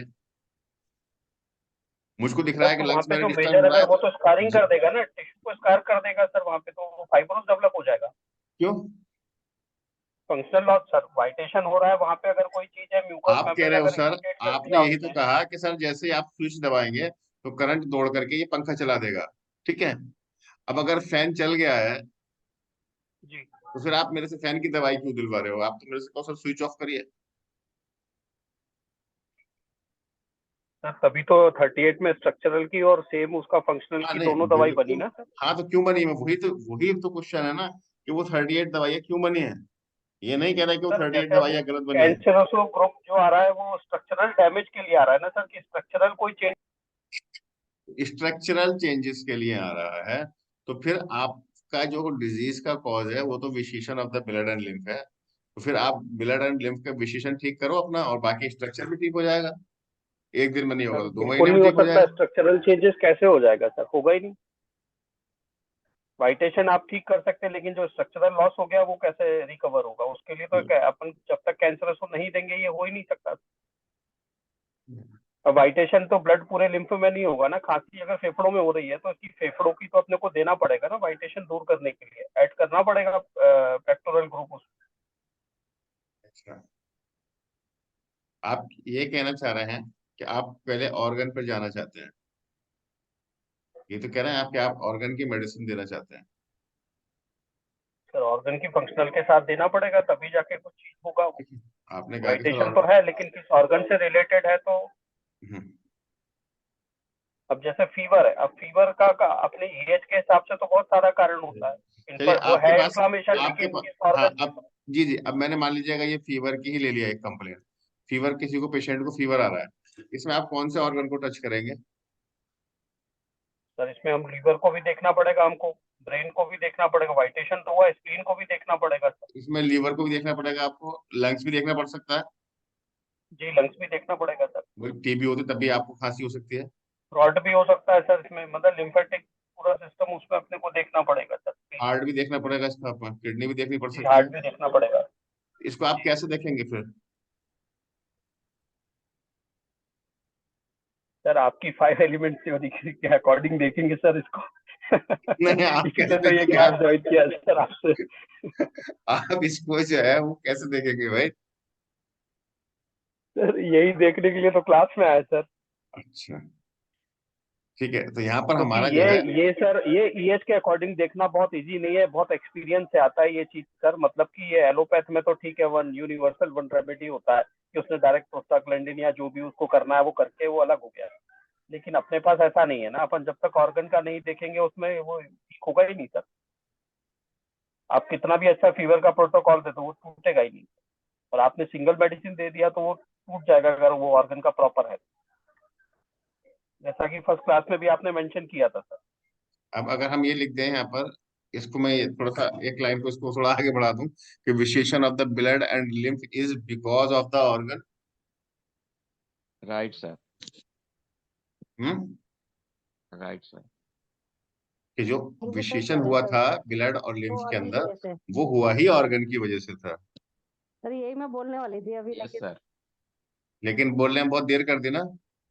हाँ नहीं, सर, बहुत मुझे देर लग रहा हो था गई। कहीं मतलब गलत ना ये क्या, हो। ये क्या हो गया? गलत और सही क्या लाया है भाई? डिस्कशन, ये डिस्कशन है, हाँ ये एक जस्ट नहीं नहीं सर, डिस्कशन है, ये ठीक है। और हाँ वो इतने ब्लड सारे क्वेश्चन इसीलिए पूछे कि ये बात ऐसी दिमाग के अंदर फिट हो जाए कि ये हाँ कभी ना निकले, हाँ, ठीक है। क्योंकि तो ब्लड ये बात तो पक्की है कि ब्लड और लिम्फ में विशेषण हो गया बीमारी के अंदर। अब हमें ढूंढना ये है कि ये किस ऑर्गन की वजह से हुआ है, ठीक है। जैसे फॉर एग्जाम्पल मान लीजिए किसी का पीटीओटी बढ़ रहा है, तो विशेषण तो है ना वो, लेकिन किस ऑर्गन की वजह से है? लीवर की वजह से। लीवर की वजह से। किसी का क्रिएट बढ़ रहा है, तो विशेषण तो है, लेकिन वो किसकी वजह से है? किडनी में। किडनी की वजह से। इसी तरीके से कि जितने भी हमारे ऑर्गन्स हैं वो क्या करते हैं, ऑर्गन के अगर हम एक फंक्शन नट सेल में हम ऑर्गन के फंक्शन की बात करें, तो हमारे सारे ऑर्गन क्या कर रहे हैं? या तो कोई केमिकल बना रहे हैं, या फिर किसी केमिकल को बनाने में हेल्प कर रहे हैं, वही तो काम कर रहा है। पूरी बॉडी हमारी कहाँ चल रही है? केमिकल पे तो चल रही है पूरी बॉडी। Yes sir. पूरी बॉडी जो है हमारी वो केमिकल बेस्ड बॉडी है। तो जितने भी हमारे ऑर्गन्स हैं, वो ऑर्गन क्या कर रहे हैं? या तो केमिकल का प्रोडक्शन कर रहे हैं, और अगर केमिकल का प्रोडक्शन नहीं कर रहे हैं कुछ ऑर्गन, तो वो उसके प्रोडक्शन में क्या कर रहे हैं? मदद कर रहे हैं आपकी। ठीक है। अब अगर प्रोडक्शन करने वाले ऑर्गन ने या हेल्प करने वाले ऑर्गन ने उस केमिकल को कम बनाया तो बॉडी में तो ब्लड में विशेषण हो गया, उसने ज्यादा बनाया तो ब्लड में विशेषण हो गया। तो ब्लड का विशेषण किसकी वजह से हुआ? ऑर्गन की वजह से। ठीक है। तो ब्लड के विशेषण को हम ठीक करने के लिए यहाँ पे क्या करेंगे कि हम यहाँ पर ऑर्गन की मेडिसिन देंगे। ऑर्गन की मेडिसिन देंगे, हम इस ऑर्गन को ठीक करेंगे ऑर्गन की मेडिसिन से। ठीक है। ऑर्गन की मेडिसिन से इसको ऑर्गन को ठीक करेंगे तो ब्लड का विशेषण हमारा स्वयं ठीक हो जाएगा और हमारी बॉडी जो है वो ठीक हो जाएगी। ठीक है। अब इस ऑर्गन को पहचानने के लिए कि ब्लड और लिम्फ के अंदर जो विशेषण चल रहा है ये अभी कौन से ऑर्गन की वजह से चल रहा है, हमारी बॉडी के अंदर कौन सा ऑर्गन डिस्टरबेंस है। क्योंकि कई बार क्या होता है कि मान लीजिए कोई भी ऑर्गन जब डिस्टर्ब होता है तो वो हमारे बॉडी के ऊपर बहुत सारे सिम्टम्स बताता है। आपको पता है कि हमारी बॉडी क्या करती है? हमारी बॉडी बोलती है ना? तो अगर ये बॉडी ना बोलती होती तो समझो कुछ पता ही नहीं चलता और आदमी निकल जाता। तो जैसे सिम्टम्स में क्या सिम्टम्स आते हैं? मान लीजिएगा आपको फीवर का सिम्टम्स आ गया, आपको पेन आ गया, हाँ, या आपको पल्पिटेशन होने लगे, दिल घबराने लगा, कफ आ गया, हाँ, पल्पिटेशन आ गया, कफ आ गया, अनइजीनेस आ गई, तो ये सारा क्या आ रहा है? सारे सिम्टम्स ही तो आ रहा है। अगर दर्द ना होता तो जिंदगी में पता नहीं चलती ना कि उसके स्टोन हो गया, और पता चलता कि पेशेंट जो है निकल जाता, उसको आइडिया नहीं होता उसको कि मेरे को डॉक्टर को दिखाना है, मुझे कुछ हो गया। वो तो हेल्दी समझता ना अपने आप को। अगर फीवर नहीं आता तो वो क्यों ढूंढते कि भाई क्यों फीवर आ रहा है, इसको कैंसर है, इसको टीबी है, इसको मलेरिया है, इसको टाइफाइड है, क्या है क्या नहीं है, क्यों ढूंढते? अगर फीवर नहीं आता तो बॉडी के अंदर बीमारी होती और वो खुद ही जो है आदमी या तो वो उसको उतना झेल जाता तो ठीक हो जाता, और अगर नहीं झेल पाता तो निकल जाता। ये सारे सिम्टम्स क्या बताते हैं हमें? इंडिकेट करते हैं कि हमारी बॉडी के अंदर कुछ चल रहा है। अब बॉडी के अंदर क्या चल रहा है वो एक डॉक्टर की रेस्पॉन्सिबिलिटी बनती है कि वो ये जाने कि बॉडी के अंदर क्या चल रहा है।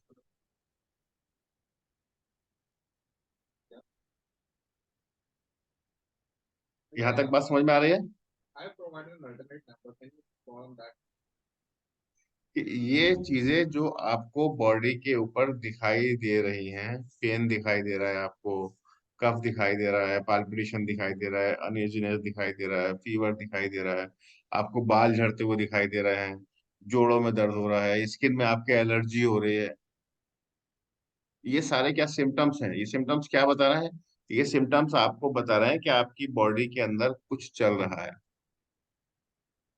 अगर ये सिम्टम्स भी ना होते तो हमें पता ही नहीं चलता कि हमारी बॉडी के अंदर क्या हो गया। फिर हम कुछ दवाई ही नहीं लेते, बॉडी में चलता रहता अपने आप। अगर बॉडी उसको बैलेंस कर पाती तो कर लेती, अदरवाइज जो है अंदर अंदर चीजें खराब होकर खत्म हो जाती। ठीक है। ये सारे सिम्टम्स हमको बॉडी के अंदर की गतिविधियों के बारे में बताते हैं। ठीक है। लेकिन ये तो पेशेंट ने फील किया जो कि आपको उसने बताया। इसके अलावा भी बहुत सारी चीजें ऐसी हैं जो हमें उसकी बॉडी के बारे में बताती है, लेकिन हम हमेशा जो है वो उन सब चीजों को क्या करते रहते हैं? इग्नोर करते रहते हैं, उनकी कभी हम सुनते ही नहीं है। खास करके पेशेंट तो कभी सुनता ही नहीं है ना, उसको कभी वो चीजें समझ पाता है। जैसे कि मान लीजिएगा टेस्ट क्रेविंग, कभी कभी आपका मन हो रहा है किसी खास टेस्ट को लेने का मन हो रहा है, कभी कभी आपका मन हो रहा है मुझको कुछ कड़वा खाना है, मीठा। कभी आपका मन हो रहा है मुझे कुछ मीठा खाना है, कई मन हो रहा है आपका मुझे कुछ खट्टा खाना है, कभी मन हो रहा है आपका कि मुझे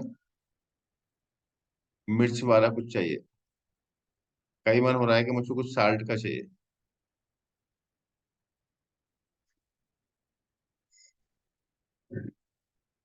होता है ऐसा नहीं होता? हाँ हाँ सर। सर होता है। हम्म। हाँ सर हो रहा था, ऐसा होता सर। होता है। हाँ सर। पता है ये एक बहुत ही टिपिकल से जो है वो सिम्टम्स है। ठीक है, ये आपको बहुत कुछ बता रहा है। ये आपको बता रहा है कि कौन सा ऑर्गन बॉडी का आपका वीक पड़ रहा है।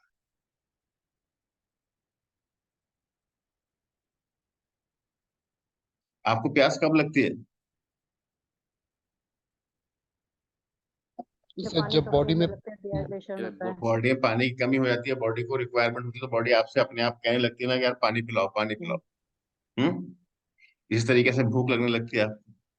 इस तरीके से आप देखा होगा कई बार बच्चे मिट्टी बहुत खाते हैं, छोटे बच्चे हाँ सर। जब मिट्टी खाते हैं तो उनको क्या ट्रीटमेंट देते हैं नॉर्मली लोग? Calcium sir. कैल्शियम। कैल्शियम देते हैं, गुड आंसर। कैल्शियम देते हैं, मिट्टी खाते हैं बच्चे। कैल्शियम क्यों देते हैं? ये क्योंकि समझते कैल्शियम हैं की कि कमी होती है। कैल्शियम की डिफिशियंसी है। कैल्शियम की डिफिशियंसी डिफिशिएंसी। है। हम्म। कैल्शियम क्योंकि की कैल्शियम की डिफिशियंसी है, हम उनको कैल्शियम देते हैं। और जब हम उन्हें कैल्शियम देते हैं तो मिट्टी खाना बंद। कम कर बंद कर देते हैं। क्यों? क्योंकि अब उसका मन नहीं कर रहा उस चीज को खाने के लिए। कब मन कर रहा था? जब डिफिशियंसी डिफिशियंसी थी। थी। जब किसी भी चीज की डिफिशियंसी होती है तो आपकी बॉडी खुद बोलती है। सबसे ज्यादा इंटेलिजेंट यूनिट है वर्ल्ड की, वो है आपकी बॉडी। बॉडी से ज्यादा इंटेलिजेंट कोई भी नहीं है। बस हमको क्या करना है, इस बॉडी की लैंग्वेज को समझना है। ये जो मैंने जैसे अभी एग्जांपल में आपके सामने टेस्ट लिखे हैं, ठीक है, तो ये टेस्ट क्या कर रहा है? टेस्ट आपको बता रहा है कि आपका कौन सा ऑर्गन वीक चल रहा है, किस ऑर्गन को अभी जो है एनर्जी की जरूरत पड़ रही है। और अगर आपने इसकी टाइम रहते हुए नहीं सुनी, ठीक है, तो क्या होगा? जो ऑर्गन वीक चल रहा था तो उसका जो भी उसका काम था वो काम उसका कम हो जाएगा। हम्म। मान लो उसका ब्लड बनाने का काम था, आपने उसकी बात ही नहीं सुनी, जो कि वो बता रहा था बार बार कि मुझको जो है ये चीज चाहिए। आपने सुना नहीं, आपने उसको दिया नहीं, ऑर्गन जो था वो क्या हो गया? वीक पड़ गया। जब ऑर्गन वीक पड़ गया तो आगे जाके क्या हुआ? कुछ दिन, 2-4 दिन के बाद में उसके अंदर हीमोग्लोबिन की मात्रा कम हो जाएगी। इसलिए नहीं क्योंकि वो आपसे ऑर्गन हीमोग्लोबिन मांग रहा था, ऑर्गन हीमोग्लोबिन नहीं मांग रहा था। ऑर्गन आपसे क्या मांग रहा था? अपनी सपोर्ट मांग रहा था, क्योंकि उस ऑर्गन की एनर्जी वीक हो रही थी।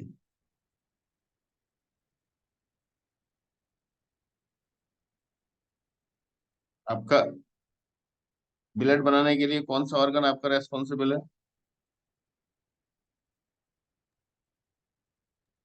Plane.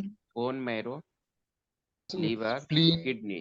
Kidney. Sir bone liver. Marrow से बनता है और तो किडनी स्टिमुलेट करता है।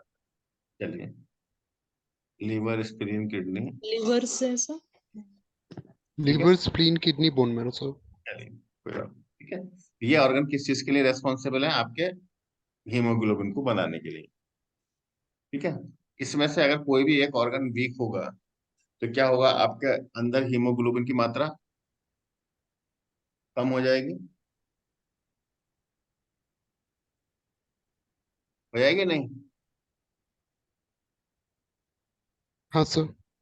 अब अगर मान लीजिए कोई पेशेंट ऐसा आया जो कि एनीमिक पेशेंट है, जिसका लो हीमोग्लोबिन है, तो हमको इन चारों पांचों ऑर्गन्स को देखना होगा, चारों तीनों को, इनको जो आपने अभी लिखवाए हैं।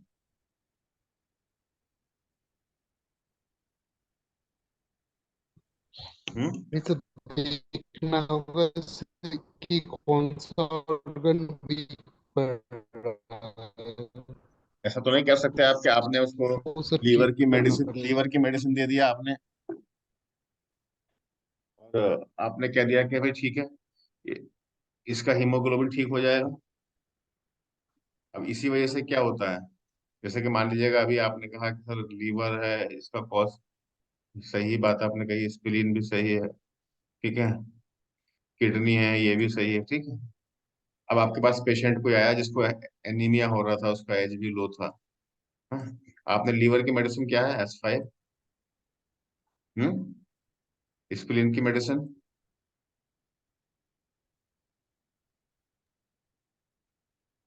यस। स्प्लीन का मेडिसिन आपका स्पेशली जो है वो फेब्रिफ्यूगोवन हो गया, या S3 हो गया। किडनी का मेडिसिन आपका S6 हो गया। हम्म इसमें से, इन तीनों में से किसी एक की वजह से जो है वो आपका हीमोग्लोबिन डाउन चल रहा है, आपने उसको तो पता नहीं कर पाए, और आपने IDSA मान लीजिएगा S5 दे दिया, ठीक है। और उसका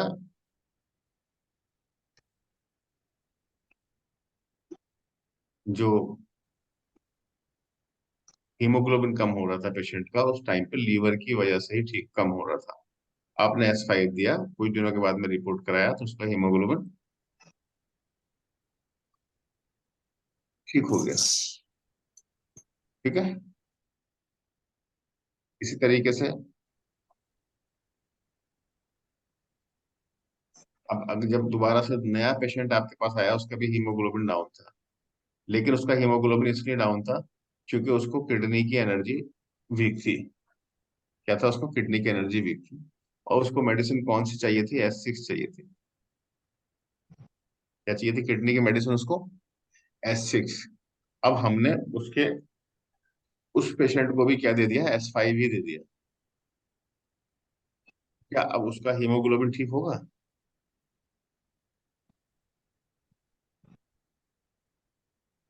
नहीं होगा ना, क्योंकि उसको तो लीवर की जरूरत थी, और ये किडनी की आपने मेडिसिन उसको लीवर की दिया है, लीवर तो ऑलरेडी उसका ठीक था। फिर आप कहते हैं यार पता नहीं, एक पेशेंट तो ठीक हो गया S5 से, दूसरा ठीक ही नहीं हुआ, पता नहीं इस बार दवाई खराब आ गई है, क्या हुआ क्या नहीं हुआ। लेकिन जब दूसरे पेशेंट के पास वो आया, मान लीजिएगा पद्मावती के पास मरीज आया, उसने समझ लिया कि किडनी की वजह से हो रहा है इसको, तो उसने उसको S6 दे दिया, उसका हीमोग्लोबिन ठीक हो गया। अब दोनों लोग इस बात के ऊपर आर्गुमेंट्स कर रहे हैं कि वो S5 से ठीक होता है कि S6 से ठीक होता है। यहाँ पर हमें क्या है, किसी भी डिजीज के लिए ये समझना बहुत जरूरी है कि इसका कौन सा ऑर्गन डिस्टर्ब चल रहा है। जब जो ऑर्गन हमारा डिस्टर्ब चल रहा है, ठीक है, उस हर ऑर्गन के डिस्टरबेंस के लिए हम लोगों के पास जो है वो कुछ ऐसे टूल्स हैं जिससे कि हम पता कर सकते हैं कि हमारा कौन सा ऑर्गन डिस्टर्ब चल रहा है। जिसमें कि जो मैंने भी आपको बताया था कि पहला टूल्स हमारा टेस्ट क्रेविंग, ठीक है, किस चीज को खाने को बहुत मन कर रहा है। 5 टेस्ट है हमारे पास, ठीक है, 5 टेस्ट है, कौन सा टेस्ट को उसका मन कर रहा है, उससे आपको पता लग जाएगा कि इसकी एनर्जी ऑर्गन की ठीक हो रही है। दूसरा आपका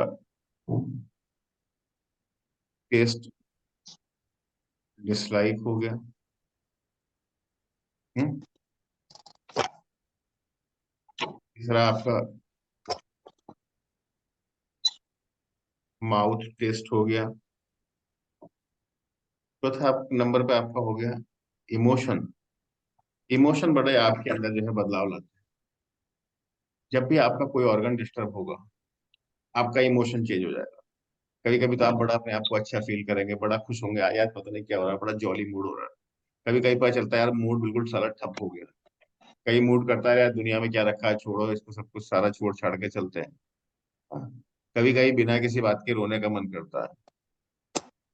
ये क्या हो रहा है, ये आपके इमोशंस चेंज हो रहे हैं। इमोशन किस चीज से चेंज होते हैं? इमोशन भी चेंज हो रहा है आपके ऑर्गन की एनर्जी से। इमोशन कहाँ चेंज हो रहा है? आपकी ऑर्गन की एनर्जी से। बहुत सारे लोग होते हैं उनको डर बहुत लगता है, झगड़े से दूर भागते हैं, भीड़ से दूर भागते हैं, रिश्तेदारों से दूर भागते हैं। बहुत सारे लोग होते हैं डरते नहीं किसी भी चीज से। ये जो इमोशंस हैं ये भी आपके ऑर्गन का स्टेटस बताते हैं।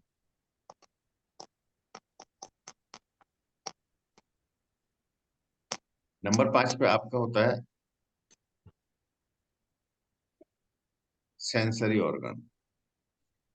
जैसे हमारे ये 5 ऑर्गन है ना, इन 5 ऑर्गन के भी 5 ही सेंसरी ऑर्गन्स हैं।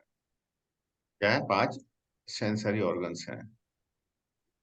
जहां पर ये जो ये हमारे 5 ऑर्गन थे, liver, heart, spleen, lungs, kidney, तो इनके क्या थे? इनके भी 5 सेंस ऑर्गन है। यानी कि अगर इसके अंदर खराबी होगी तो हमको वो खराबी कहाँ दिखाई देगी? जैसे लीवर में कोई परेशानी होगी तो आपको आंखों पे दिखाई देगी। हार्ट में कोई परेशानी होगी तो आपको टंग्स के ऊपर दिखाई देगी। स्प्लीन में कोई परेशानी होगी तो आपको माउथ पे दिखाई देगी। आपके अगर मान लीजिएगा लंग्स में कोई परेशानी होगी तो आपको नोज के ऊपर दिखाई देगी। अगर आपको किडनी में कोई परेशानी होगी तो आपको आपके कान पे दिखाई देगी। ये आपके 5 सेंसरी ऑर्गन हो गए।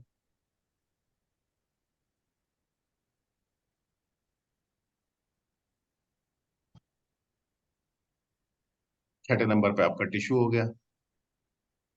क्या? टिश्यू। पांचों ऑर्गन के अपने 5 टिश्यू हैं। जैसे कि हमारी बॉडी के जो टेंडन टिश्यूज हैं वो शो होते हैं किसकी वजह से? लीवर की वजह से। अब लीवर लंबे टाइम से खराब होता है तो टेंडन टिश्यूज के ऊपर अपना इम्पैक्ट डालता है। या जैसे कि हमारा आर्टरीज, वेन्स हैं, ये हमारे हार्ट की वजह से होती हैं। या हमारा जो मसल्स हैं, ठीक है, जो बॉडी किसी किसी की बहुत दुबली पतली हो रही है, मसल्स वीक हो रहे हैं, एकदम से जो है बहुत मस्कुलर पेन हो रहा है, उसको हर्निया हो रहा है, मसल्स टियर हो रही हैं। ये मसल्स जो है वो हमारी किसकी वजह से होती है? स्प्लीन की वजह से होती हैं। इसी तरीके से स्किन है। स्किन किस चीज का टिश्यू है? हमारे लंग्स का टिश्यू है। स्किन के ऊपर अगर कुछ भी हो रहा है, स्किन एलर्जी हो रही है, स्किन का कलर चेंज हो रहा है, कुछ भी हो रहा है स्किन के ऊपर, तो वो क्या है? लंग्स और लार्ज इंटेस्टाइन में, लंग्स में आपको कोई परेशानी चल रही है जिसकी वजह से आपको वो स्किन के ऊपर शो हो रही है। इस तरीके से बोन्स है, आपकी बोन्स जो है वो आपके किडनी का टिश्यू है, बोन्स में आपको कोई परेशानी हो रही है, it shows that your kidney energy is disturb.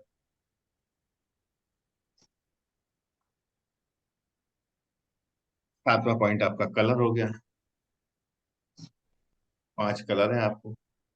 अगर आपके डिजीज के साथ में ये कलर भी इन्वॉल्व हो रहे हैं, जैसे कि आपकी आंखों का कलर लाल हो रहा है, आपकी आंखों का कलर पीला हो रहा है, ठीक है, तो ये शो कर रहा है कि भाई यहाँ अगर लाल हो रहा है तो शो कर रहा है कहीं ना कहीं आपकी बॉडी के अंदर हार्ट में डिस्टर्बेंस है। आंखों का कलर अगर मान लीजिएगा पीला हो रहा है तो शो कर रहा है कहीं ना कहीं आपके स्प्लीन के अंदर डिस्टर्बेंस है। इसी तरीके से ये कलर आपको आपकी स्किन के ऊपर देखने के लिए मिल सकते हैं। येलो कलर की स्किन हो रही है, रेड कलर की स्किन हो रही है, ब्लू कलर की स्किन हो रही है। इस तरीके से ये कलर आपको स्पुटम में देखने के लिए मिल सकते हैं। व्हाइट कलर का स्पुटम आ रहा है, रेड कलर का स्पुटम आ रहा है, ग्रीन स्पुटम आ रहा है, येलो स्पुटम आ रहा है। ठीक है। इस तरीके से ये कलर आपको वॉमिटिंग में देखने के लिए मिल सकते हैं। ये कलर आपको यूरिन में देखने के लिए मिल सकते हैं। ये कलर आपको पॉटी में देखने के लिए मिल सकते हैं।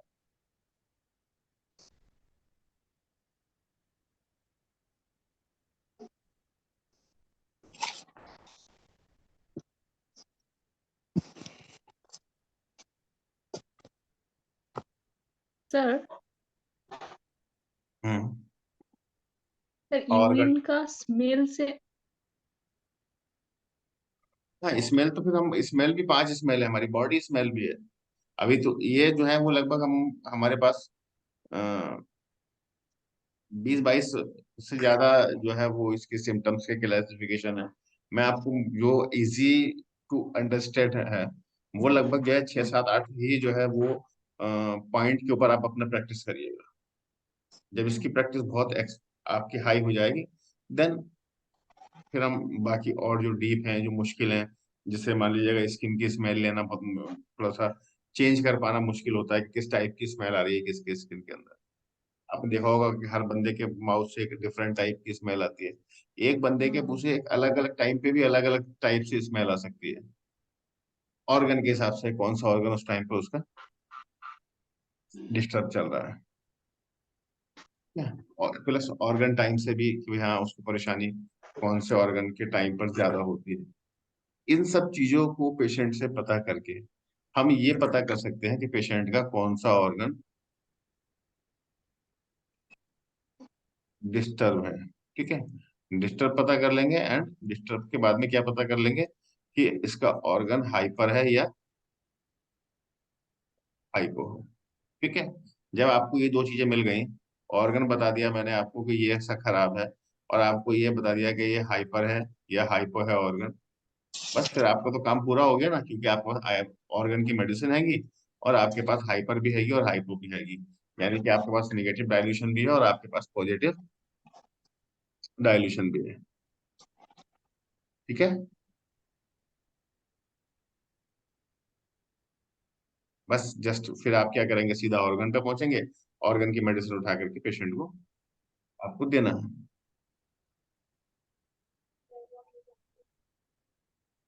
यहाँ तक किसी का आज की इस क्लास के से रिलेटेड कोई क्वेश्चन?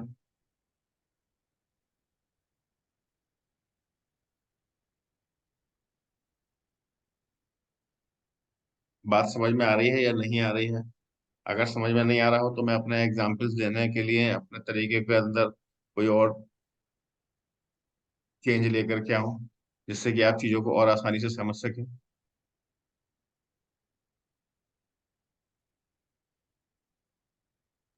वैसे तो मैं बहुत सर कोशिश करता समझ हूँ, में आ रही है सर। वैसे मैं बहुत कोशिश करता सर हूँ एक कि क्वेश्चन था। जी हाँ सर।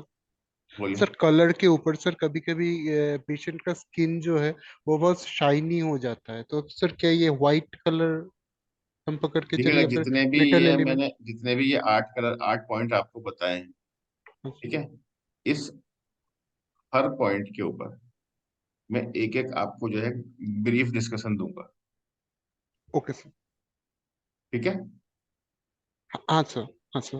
अभी मैंने सिर्फ ये बताया आपको कि हम इन 8 पॉइंट पर काम करेंगे, और हर ठीक पॉइंट है का सर। मैं एक आपको एक ब्रीफ डिस्कशन दूंगा, जिससे कि आप आसानी से उसको पहचान पाए।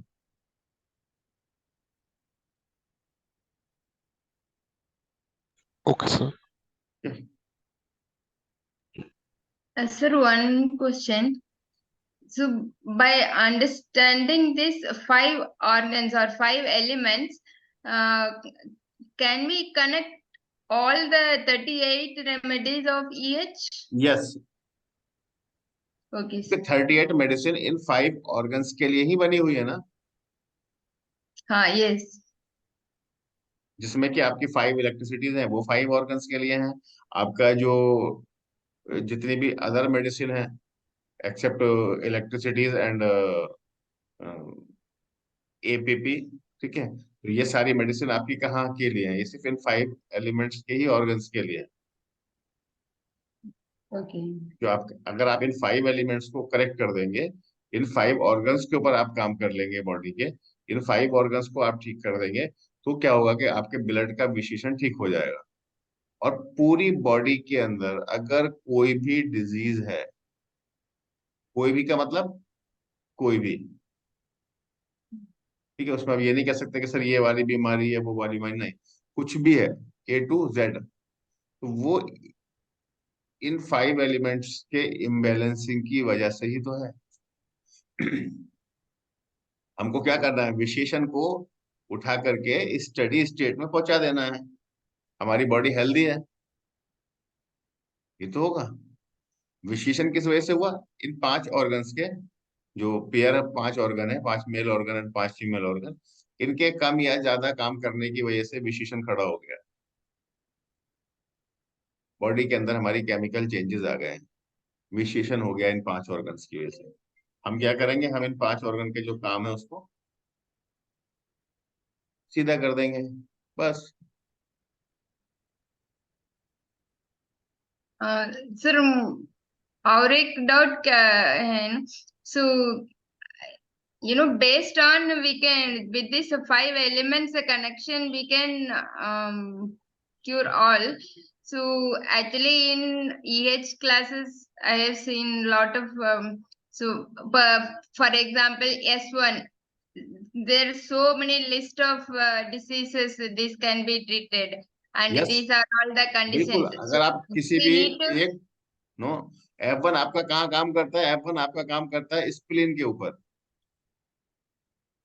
yeah. और जब आपका स्प्लीन डिस्टर्ब होता है तो उसकी एक लिस्ट बहुत लंबी है। वही सारी लिस्ट आपकी किसकी है? F1 की है। S6 आपके किडनी के ऊपर काम करता है। किडनी के अगर डिस्टरबेंस की आप लिस्ट देखेंगे, जब किडनी डिस्टर्ब होगा और उसके जो सिम्टम्स बॉडी के ऊपर राइज होंगे, जो डिजीजेस क्रिएट होंगी, वो एक बहुत लंबी लिस्ट है। वही लिस्ट किसकी है? वही लिस्ट आपके S6 की है।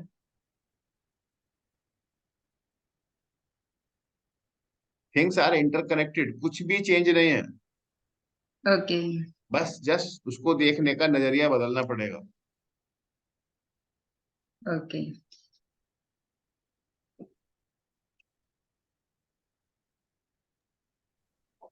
सर ये जो 5 एलिमेंट आपने बताए हैं और जो आयुर्वेद में 5 एलिमेंट होते हैं, ये सेम है या डिफरेंट है? दोनों का जो थ्योरी है और दोनों का जो कॉन्सेप्ट है, ठीक है, वो थोड़ा सा जो है अलग है।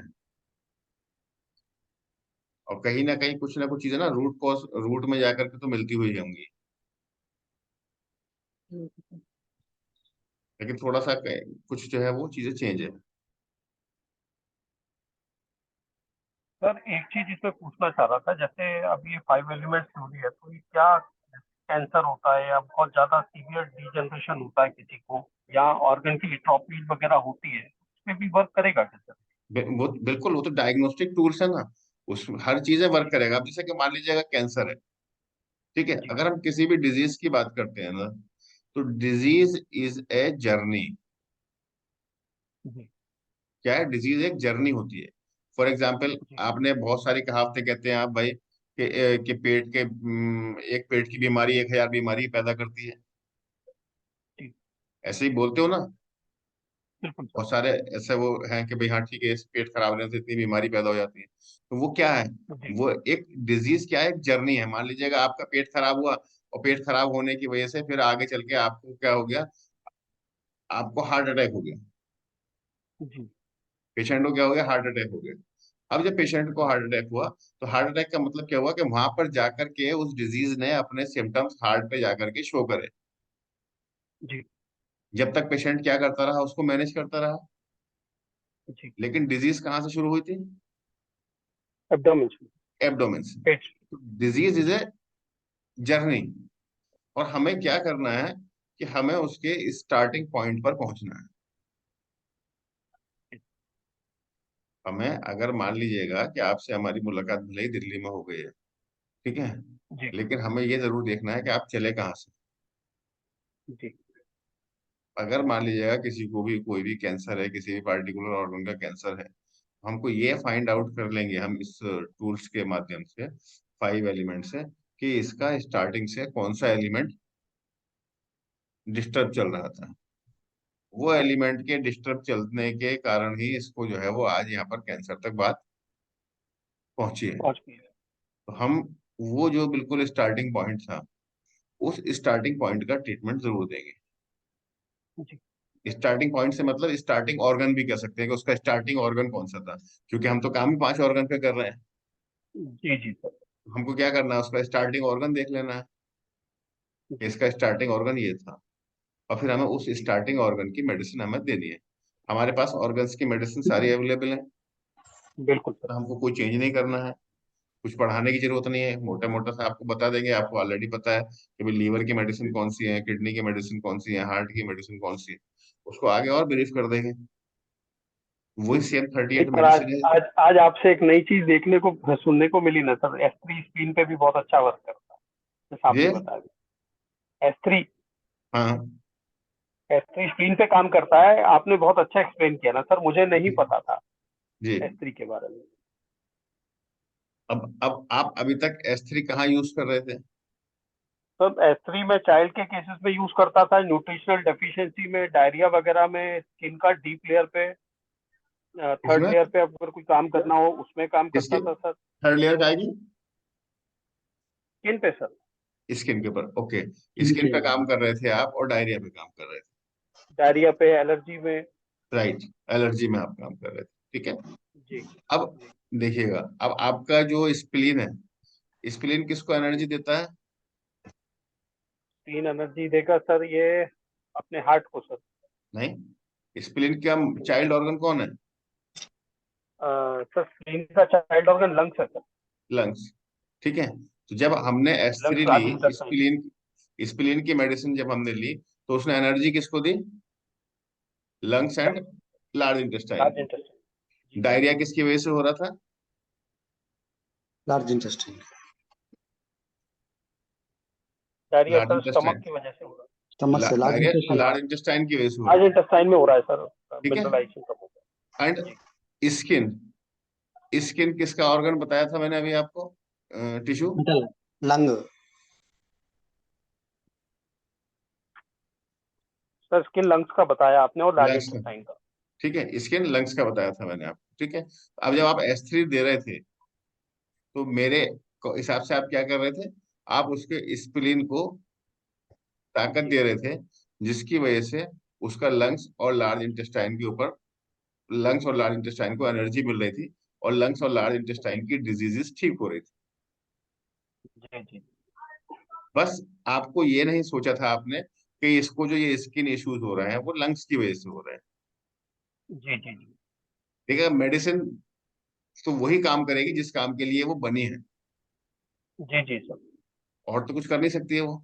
जब भी हमने कोई मेडिसिन ली है और वो डिजीज ठीक हुआ है, बस हमको ये नहीं पता था कि उसका रूट क्या था, ये डिजीज इस बीमारी से, इस दवाई से कैसे ठीक हुआ है। अभी हमारा वो वाला ही कंसेप्ट जैसे वो क्लियर हो रहा है जी जी। कि भाई ये इससे इसलिए ठीक हो गया। मान लिया किसी ने कहा कि भाई S6 से मेरा जो है हीमोग्लोबिन बढ़ गया, तो अभी हम यही तो बता रहे हैं कि भाई S6 का क्या काम था? S6 का काम था कि हीमोग्लोबिन बनाने के लिए जो एंजाइम होता है, उस एंजाइम को जो है वो रिलीज कराता है किडनी, और हमने S6 दे करके उस एंजाइम को रिलीज करा दिया, तो हमारा वो हीमोग्लोबिन बढ़ गया। जी। सिर्फ यस, ये हमको जो मेडिसिन का जो रिलेशन था वो पता नहीं था, लेकिन हम पहले भी उसी मेडिसिन को यूज कर रहे थे, आगे भी उसे यूज करना है। जी। ओके, तो कल का टाइम 9 to 11। जी। 9 to 11 सारे लोगों को कंफर्टेबल है, और अगर आप लोग चाहें तो मैं इसको 8 to 10 भी कर सकता हूँ।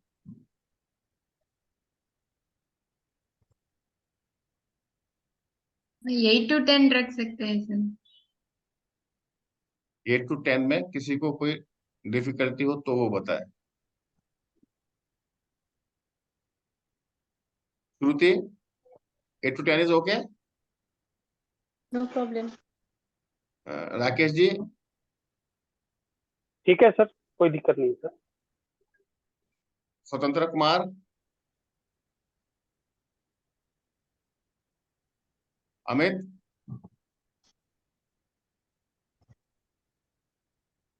दीप्ति शर्मा जी?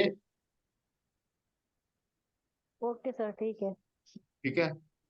राजेंद्र सर कुमार यही जी? टाइम नहीं हो सकता? जी यही टाइम नहीं हो सकता 3 से 4 हमेशा? नहीं नहीं, इवनिंग में, अरे, संडे में क्या है, संडे में मॉर्निंग में क्लासेस लेकर के, और फिर हम पूरे दिन के लिए फ्री हो जाते हैं। अच्छा अच्छा अच्छा, ठीक है। ठीक है। अमित जी? यस तो सर। स्वतंत्र, हाँ, 8 to 10 आपको कोई प्रॉब्लम तो नहीं है? No sir. नहीं सर, प्रॉब्लम नहीं। ठीक है, तो कल का टाइम फिर हम 8 to 10 फिक्स करते हैं। राजेंद्र कुमार?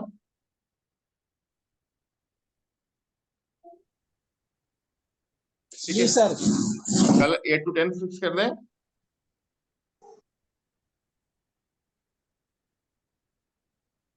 राजेंद्र कुमार जी?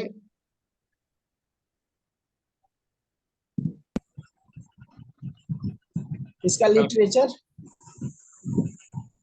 जी इसका लिटरेचर भी भेजिएगा ना, अगले बार जैसे भेजे। लिटरेचर मैंने ग्रुप के अंदर डाल दिया है। जी अच्छा। Okay, thank you. Thank you very much sir. कल सुबह Thank 8 you, बजे sir. मिलते हैं। Thank you sir. Thank you, sir. Thank you. Okay, sir. Thank you, Thank you, sir. sir. Thank you so much.